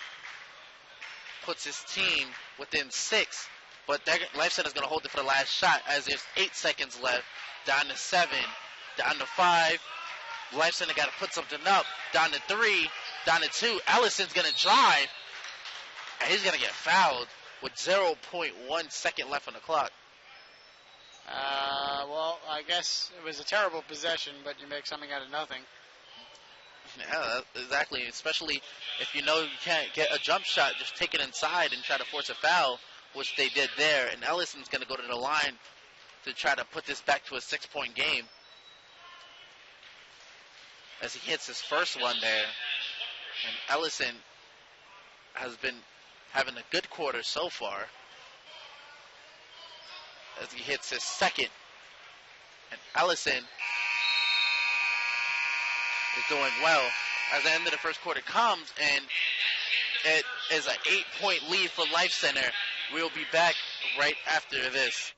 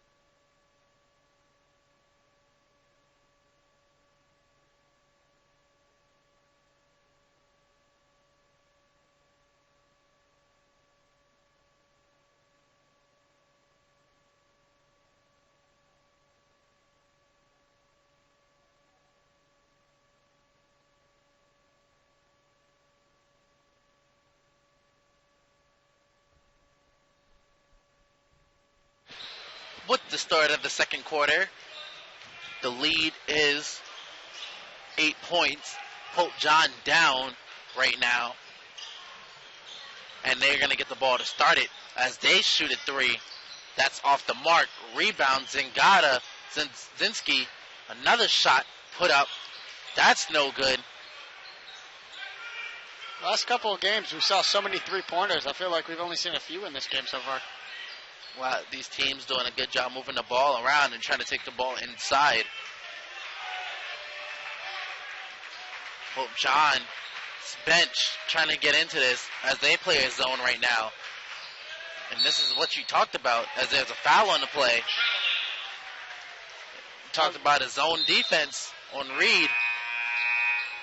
They called a walk on that. I didn't see a walk. I saw somebody step on his foot.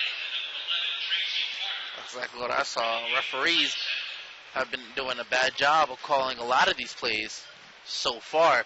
And Pope John gets the ball back. Nevertheless, after the offensive foul, as there's a strong take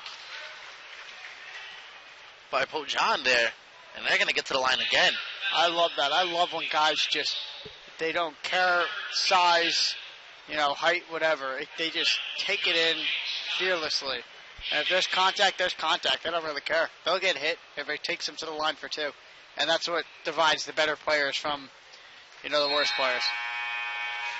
And James Scott at the line right now hits his first free throw. Trying to go for his second.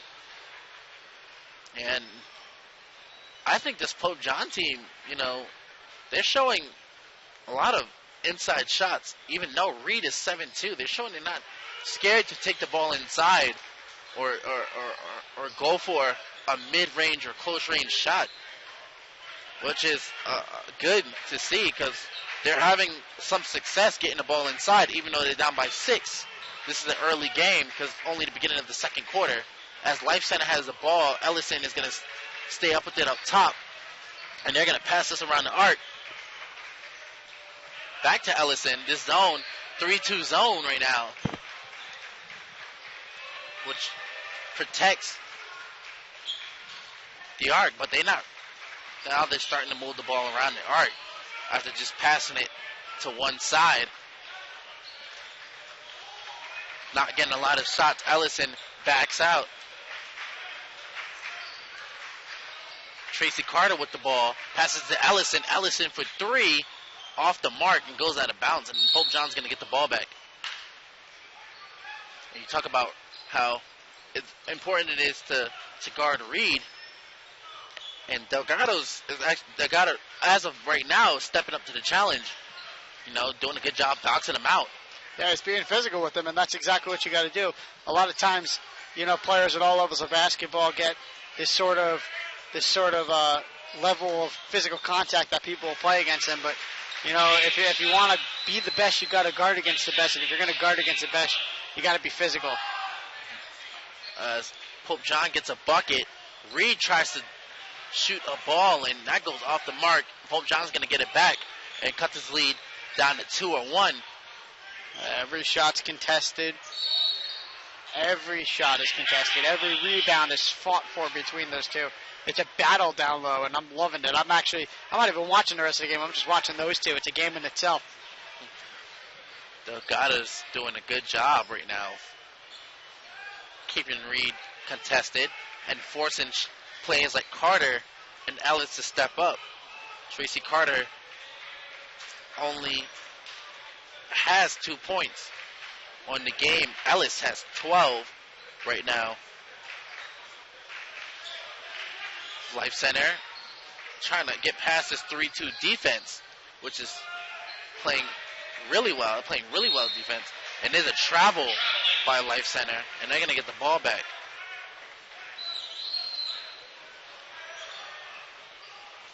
And you look at this game, and both teams really good, and both of them have great wins over different schools. And you talk about that 1-point win against St. Peter's Prep, who lost a minute ago after being 20-2 coming into this tournament. Now they're 20-3 after losing big to our Savior just 40 minutes ago. And now Lyson's going to make a substitution.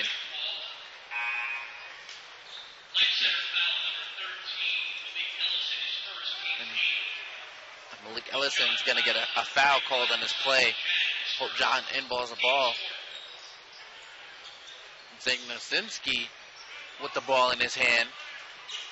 Passes it. There's a shot off the mark. Rebound. And the ball's going to go back to Pope John.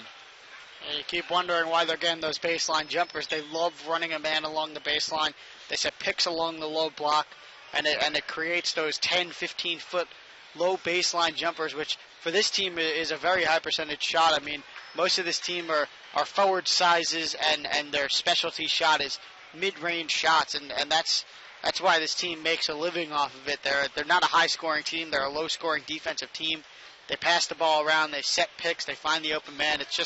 It's almost a picture-perfect coach's offense where everybody gets involved, even away from the ball. As Rodriguez misses both of those free throws,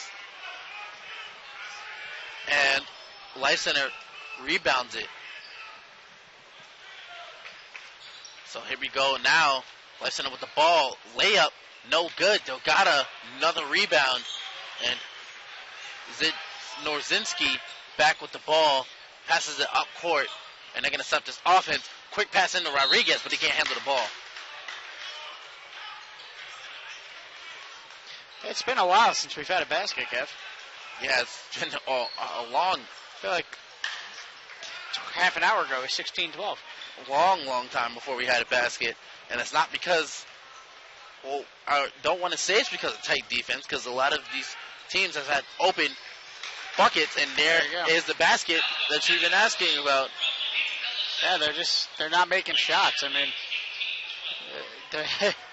mean, free throws, layups, they're not making them, and sometimes turnovers. And this game is sloppy. Oh, and Delgado tried to take that at Reed that time, dunk it, and Reed fouled them. One thing about this, maybe why you didn't see a lot of baskets, is because Pope John hasn't done a good job of converting at the free throw line as a far, because they have been to the line a lot this first half. As Delgado misses one, and they've missed their last 5 free throws now. And, you know, you talk about getting to the line and how freebies can help you later in the game. These guys are missing a whole bunch. And Delgado goes 1 for 2, and this game is 13-18. Don't go anywhere, because right after this game, we are going to go into our 6th and final game of this tournament against Mount Verdi Academy of Florida and St. Joseph of Metuchen, New Jersey. It's going to be a crazy game. That will be a crazy game. Mount Verdi just played yesterday and has a win over Rosedale Catholic, who came in at 13-7 and lost by more than 20. Mount Verdi's going to stay here for this tournament and play 2 games instead of 1, so that's a treat. Number 1 team in the country here to play for King University tonight, as there's going to be a foul in the play, and Pope John and Life Center is going to go to the line. And this crowd is growing a little restless right now, as there hasn't been a lot of offense at all whatsoever in this game, as the score right now between 2 quarters is 13-18, after we just saw a game that went into the 40s on both sides right before second half. As Life Center goes 1 for 2 at the line, and it's 19-13. Zig Nordzinski comes up with the ball, gets free, fakes it, and he travels. It's tough. It's tough. You teach yourself not to go into the corner at a young age, and repeatedly we've seen Pope John do it, and it's killing them, because you get trapped in the corner. Next thing you know, you're facing a 7'2" center, and he just takes every passing option away from you, definitely a shot away from you. And it makes it difficult. There's a 3 by Life Center, missed off the mark. Ellison goes over the back, and they're going to call that, and Pope John's going to get the ball back. But you talk about not going into a corner. You know, Pope John is not playing bad defense right now. It's just they're not translating that into offense or into points, as they've only scored 13 points in almost 2 quarters of play. And they have not been good from the free throw line, as they finally hit 1, but they've been going 1 for 2. Let's see if they can finally have a perfect trip at the free throw line, and they do, and make this a 15-19 point game. Life Center comes up with the ball. 2:30 left in this second quarter. And Life Center switches into a 3-2 after being in the 2-3. And they keep switching back and forth, back and forth. Oh, and this nice defense, though. Got to switch, strings the ball away, and Pope John is going to go and take it, and Reed is going to block that shot. It's going to stay with Pope John.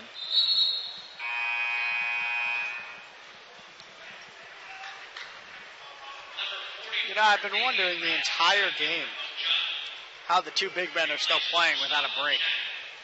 I mean, there's been point guards, there's been forwards separated. Usually it's the big men who go out first, who have the worst stamina on the court, but they're sticking together, and like, I can't imagine Delgado going off the court until Reed does. And Delgado is actually, I feel, is playing the best game right now on Pope John's side, as he's going for and 1. He has 5 points. Yeah, he's got 5 points, and as little as that is right now, I mean, you look at the score, and that's almost a third of the points. I mean, with this shot, it will be a third of the points if he makes this. But I mean, that's not even the big side. The big side is he's virtually just making Reed non-existent. Reed only has a couple of points. Yeah, Reed has been absent from this game in the last 2 quarters, as Delgado has a couple rebounds, 2 steals, and 5 points as a far. And Pope John is creeping up as they're only down by 1. There's a 3 by Life Center, and it's drained by Corner O'Connor. And Life Center goes back up by 4. Oh, what a step back shot. That's the baseline jumper I was talking about. Every single one of them, even though he's tall, he's able to step back because they're all forward size. Oh. And Trayvon Reed, yeah, he gets a dunk there, but that was just because nobody was around him. Usually if Delgado's there, as you see Delgado fighting down low, and there's a blocking foul. But Delgado, you talk about him and that step back he has. He's been trying that all game. He's 1 for 4 on it, but he is now the team's leading scorer with 8. And he's trying to go back to the line for 2 more. It's just had an all-around game so far. I mean, every single team so far, every single team today, except for a couple of players maybe, have had just a rough day shooting from the free throw line, and I don't understand why. The only person that I remember is Nasir Barino making those 2 big free throws, and he shot about 90% from the game. For the game, I mean, it seems like every single team today is just struggling from the free throw line. You think about free throw shooting and freebies, and you think about technique, just focusing at the line, and maybe how quick they shoot the free throw. Because when you see them shoot the free throw, they shoot the free throw within 3 seconds of getting the ball. You know, and you have seconds, you have time to shoot the free throw. You can take your time, and you taught that in practice to take your time at the line, take a breather, especially in late game situations. You don't want to take that shot too quickly, because that 1 point that you had at the free throw line that you missed could have been the game changer. As Lyson is going to try to run this ball down, and there is 13 seconds left in the half, and they're going to try to get a good shot. This is why I hate high school basketball. You got to put some sort of a shot clock on. They just ran 50 seconds off the clock. 4 seconds left. 2, 1, spots up Ellis for 3, and he makes it. The last game ended like that in the first half, too. Yes, it did. And Malik Ellis with a 3-pointer, putting Life Center up by 6, and he's the leading scorer with 16. But at the end, it's 27-21, and we'll be back after the first half.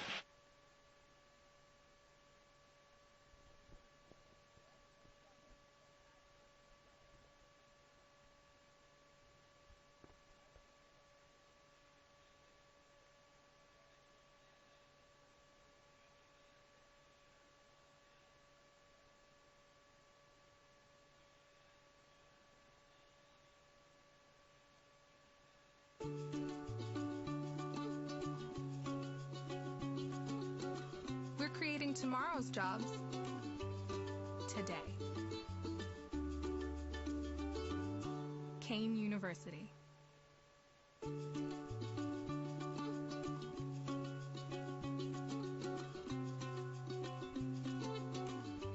Sometimes you learn by helping others.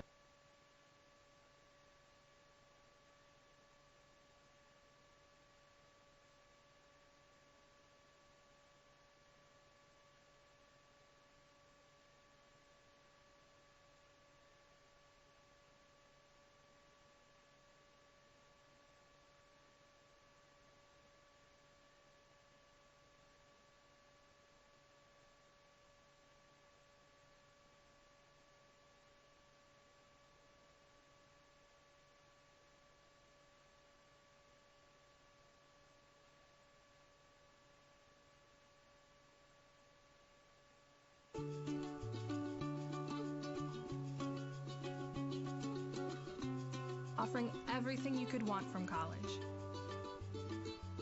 including a life.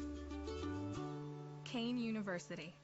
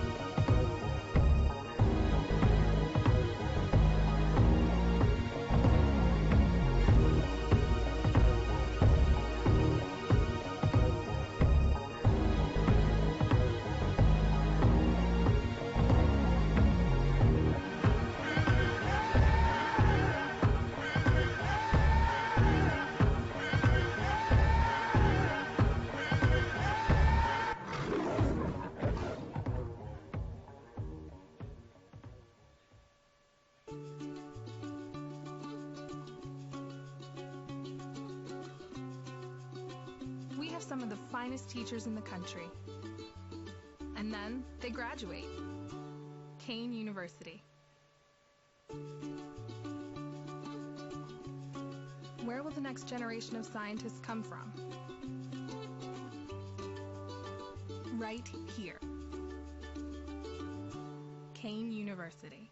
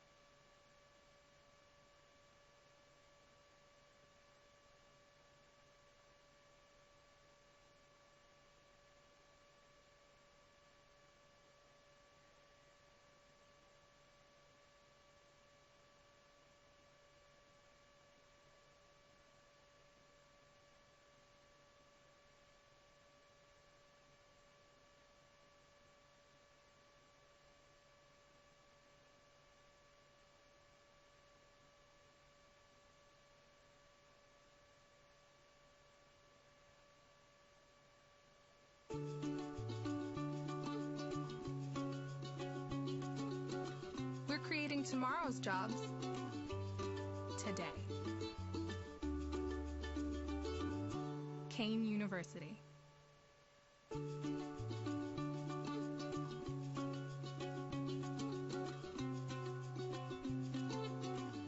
Sometimes you learn by helping others learn.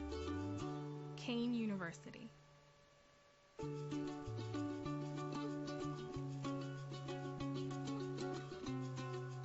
Why do we like it here? Let's just say the reasons are diverse. Kean University.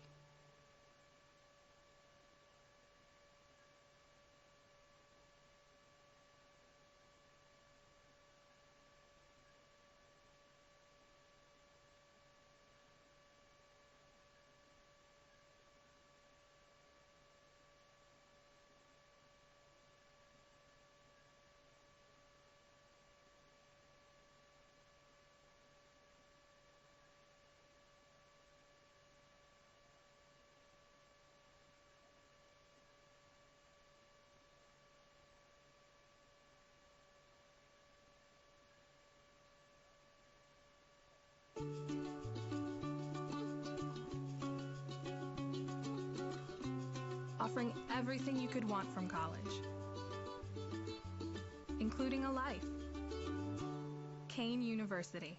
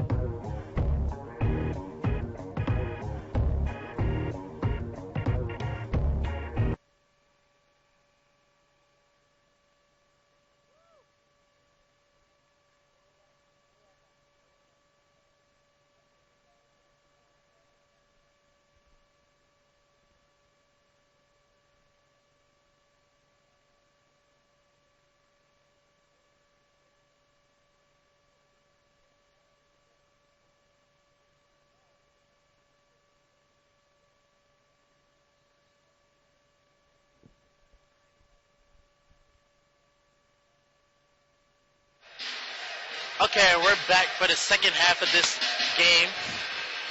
And if you were watching the first half, it was really low scoring. Both teams, for that last 3 minutes, only had 18 points. Pope John has 21. Life Center has 27. And both teams trying to edge each other out as they try to improve to 16 wins on the season.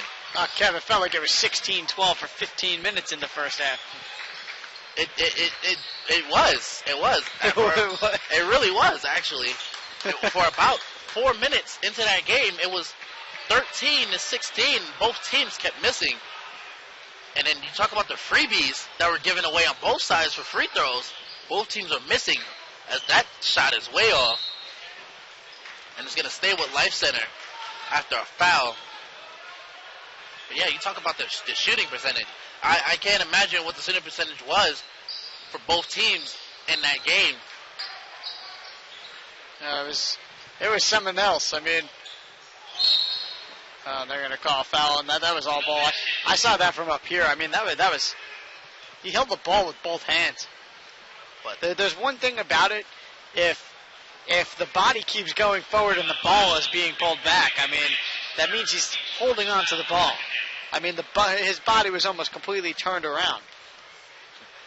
And back to the line goes Malik Ellison, and he is about to add his 17th and 18th point of the game, which means he is scoring more than 2/3 of his team points in that first half. And he's up to a good start, but he missed that second one. So he only has 17 points. Pope John tried to call him back into this game. 27 is the score, and Life Center steals the ball. Looking for somebody open. Life Center takes a three, and they hit it. And now it was Tracy Carter, team captain. That's what we were talking about. You drive in, you pull in the defender, you kick it out. And Carter steals the ball again, lays it up. And nobody tried to even block him on that play. He just ran through the whole Pope John's defense there and laid it up. And got an easy 5 points in the last 10 seconds. And Life Center steals it again. And that time it was rejected by number 11, Jameer Rodriguez. But the ball's going to stay with Life Center. Now Life Center has an 11-point lead on Pope John. Rance has got to hold on to the ball. That's the fourth time, including the two, to start the game that he's been stripped at midcourt. And his coach was just screaming at him, hold on to the ball. And you wonder whose fault it is. And you would think that either the two twins, or the two brothers, I should say, Zignorskis, both play for Pope John. You would think both of them would handle the rock, but they tried to give the ball down to Rentz, but he's been doing a bad job of holding on. And Zignorski gets fouled, and he's going to go to the line. That was his brother Matt. Both brothers are out. Was out on the floor just a moment ago, but Matt is at the line right now, and he's trying to cut this back to a single-digit game.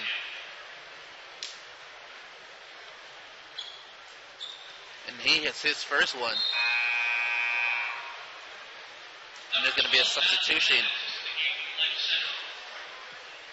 And you talk about Zignorski, and he's had a quiet game so far. I mean, honestly, on the offensive side, it's been the quiet game so far. And if you think about it, this is kind of going like the last game. It was really close, and then a late buzzer beater extended the lead a little bit, and the entire half just systematically gapping that lead. The gap just got bigger. And we see it already. I mean, the 9-point lead is the biggest lead that there's been the entire game, and it happened right now, right at the beginning of the third quarter. And as that ball is shot and goes out of bounds, Pope John is going to get it back. But I hear what you're saying, and you think about a lot of these games and how, you know, the first two games were really close. But even games that I saw yesterday, second half, after coaches made some adjustments, you know, teams came out and blew out another team after the game was close. So you see Life Center coming out a little bit and changing their defensive scheme. And the ball's going to stay with Pope John after a foul. Oh, and there's a lob, and that's not going to go. That's the second time they tried doing that. That ball is dunked down.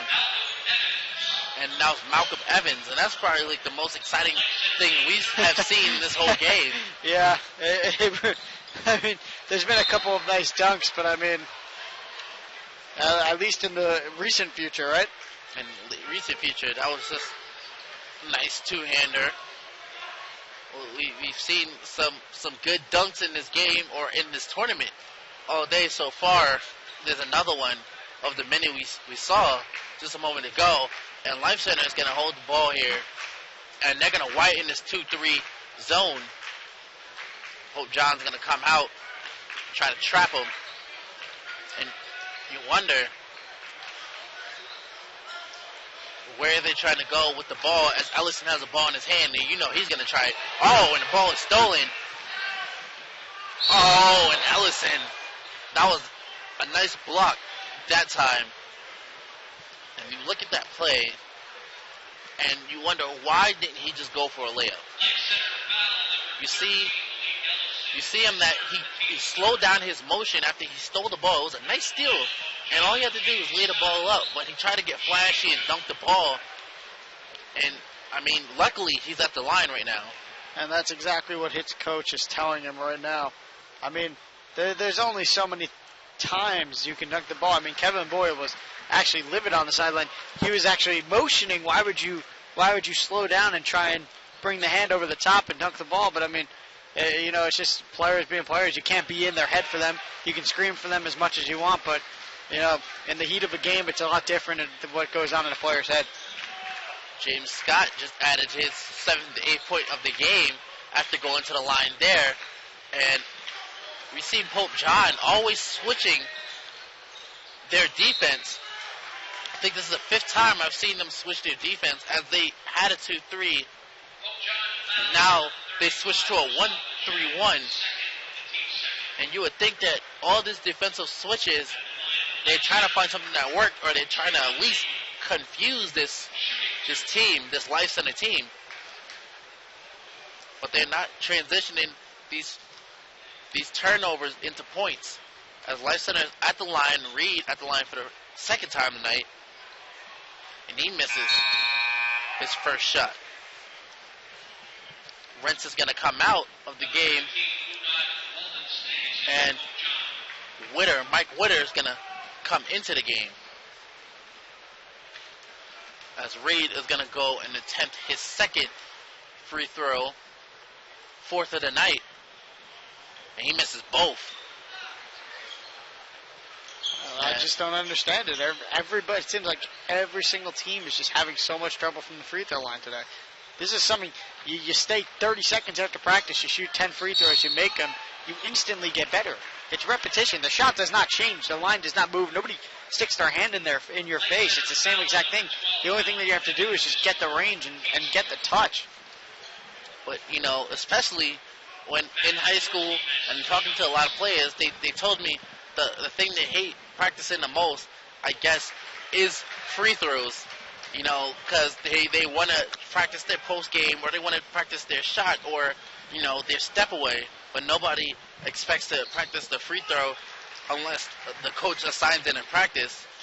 So when you look at games, free throws only happen, or people only get good at free throws because they commit themselves to practicing at it. And that's what changes the best of the best. I read a story about LeBron James. LeBron James said that his 2 worst aspects of his game in high school were layups and free throws. And he said that after practice every day, he would stay after and shoot 100 free throws and 50 layups from both sides. And look at him now. He's a 2-time NBA champion. It's about putting in the dedication. Both teams need to put in that dedication. Right now, there's a timeout on the floor. 30-second. We'll be back right after this.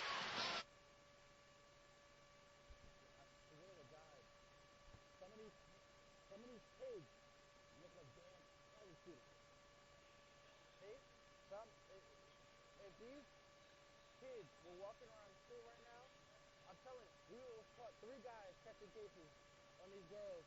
I'm telling you right now. Mad niggas would have got kicked out. I'm telling you, yo. They would catch face together. Dude, what the fuck? I walked with this girl at Old Navy, and I was like, yo, how old are you? She was like, oh, I'm 17. That's what she told me at first, right? And I was like, she was 16. I was like, what the hell? She lied to me and shit.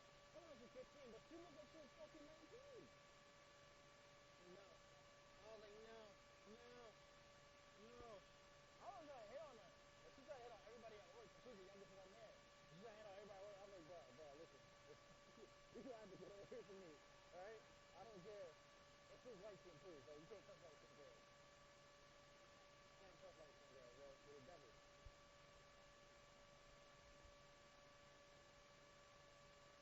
So I hope I never have any damn daughters. If I have a daughter, she might get pushed down the stairs accidentally.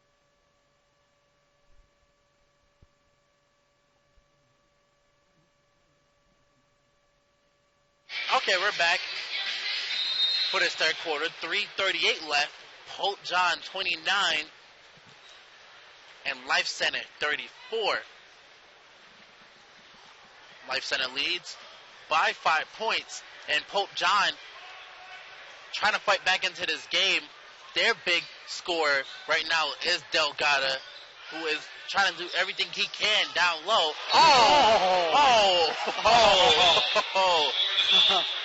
Talk about a statement. Malik Ellison. Remember the name. You've been hearing that name all night, and that's his second dunk of the night as he dunks it, and he's going to go to the line for one more after that. But then you look at that play, and you ask, what was Delgado doing?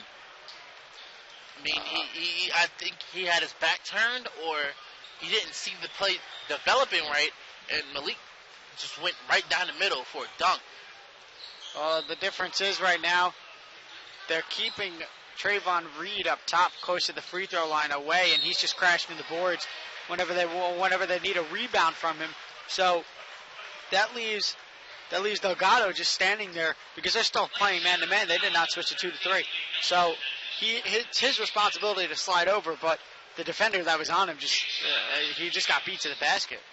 I mean, there's one thing if he's going in for a layup, but I mean to take it literally to the rim is just poor defense by the man who was covering it. And on the play, Pope John's going to go to the line for 2 free throws after that foul by Ellison.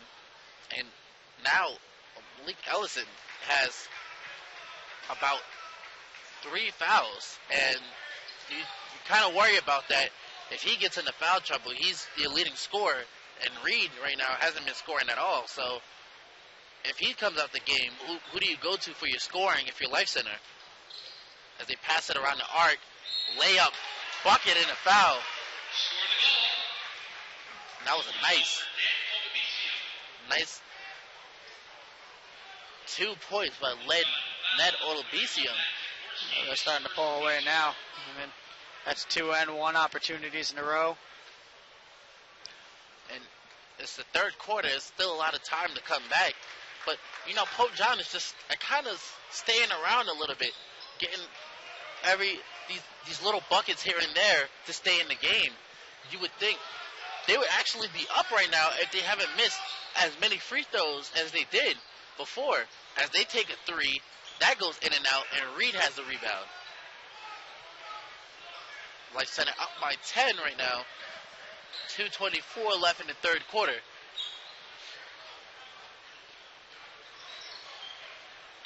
Working the ball inside. Reed gets a rebound, a putback in. He gets it in 1. So that's 3 and 1s in the last 1 minute of the third quarter. And now Reed's going to go to the line. And he hasn't been getting the foot on the line at all, as he only hit 1 for 5. Well, the good thing about that, I mean, the only good thing I can say about that is that's the first time that Delgado got beat by Reed down low on an offensive rebound. And that's impressive.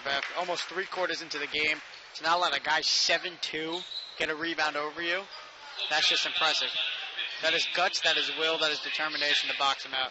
And it goes back to what you said about size or tallness doesn't really mean a lot, especially if you have your size on you.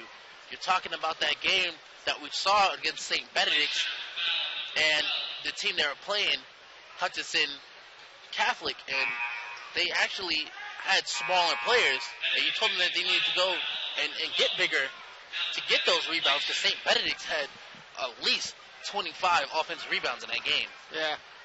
So, right now, there's a timeout on the floor, or there's a substitution timeout, and both teams are going to take a 30-second break, but we will stay with you right now as we talk into the future for our Life Center team, or we're talking in the future for a Pope John team. And look at their schedule. Pope John has 3 games left. Life Center has a couple games left. And they have there he is. Ronald McDonald. Oh, we finally get a picture of Ronald McDonald.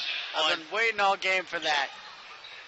Finally get Ronald McDonald on the screen there. Thanks, guys. Great picture. I love his dollar menu. Let's see if he can help this Pope John team get back in the game. As they're down by 13, and Delgado gets swat by Carter. And Life Center kicks the ball back. Carter had an open shot, doesn't take it, and he's going to set back up. And he's going to work this ball around as Pope John switches back to a 2-3 zone. And he's going to get worked on right now. And there's a foul on a play, which was committed by James Scott.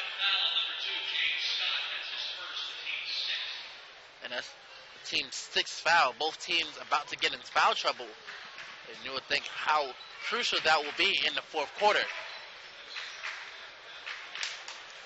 And you just think Ellison passes the ball back around. They widen this 2-3 zone all the way back, all the way out to the arc. Ellison has stepped up to, trying to take a charge, and they get it. Oh, and that was a nice play there to take the charge. And now Pope John's going to get the ball back.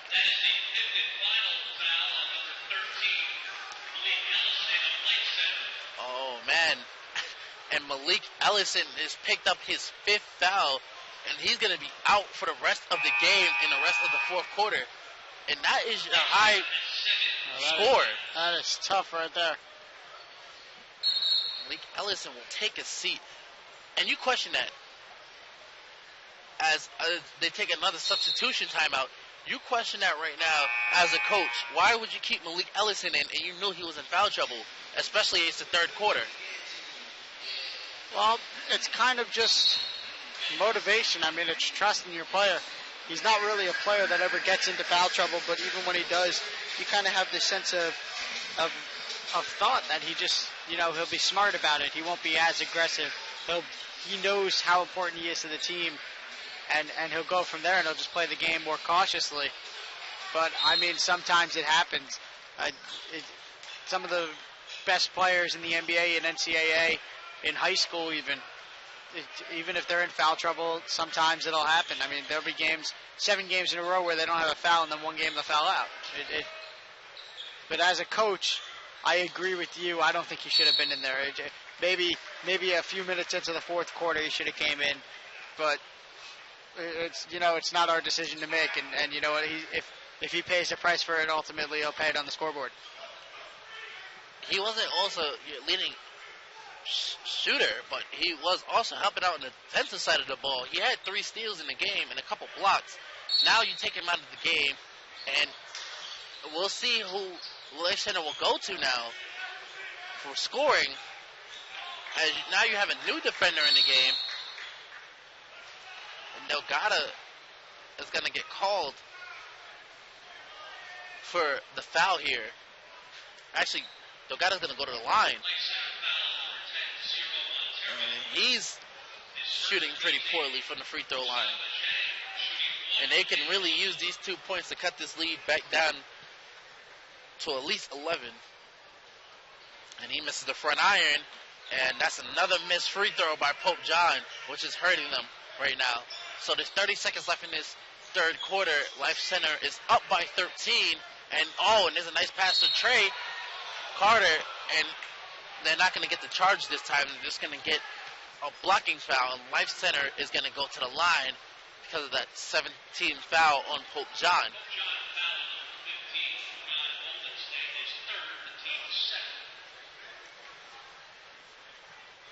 Now, 24.5 seconds left in the game. Tracy Carter, 24.3.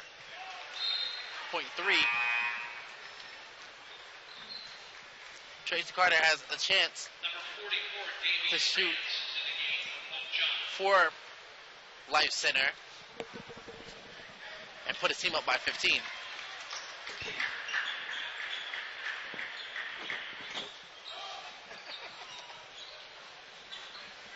As there are 17 seconds left in this third quarter, we can see if Pope John cuts his lead down. Delgado goes to the rim. Nice move by him. 5 seconds left. Life Center has a chance to chuck a shot up. Tracy Carter with the ball in his hand shoots his three, spots up, and that hits the back of the iron. But the score is 32-45 at the end of the third quarter. The fourth quarter will commence when we come back. Life Center up by 13.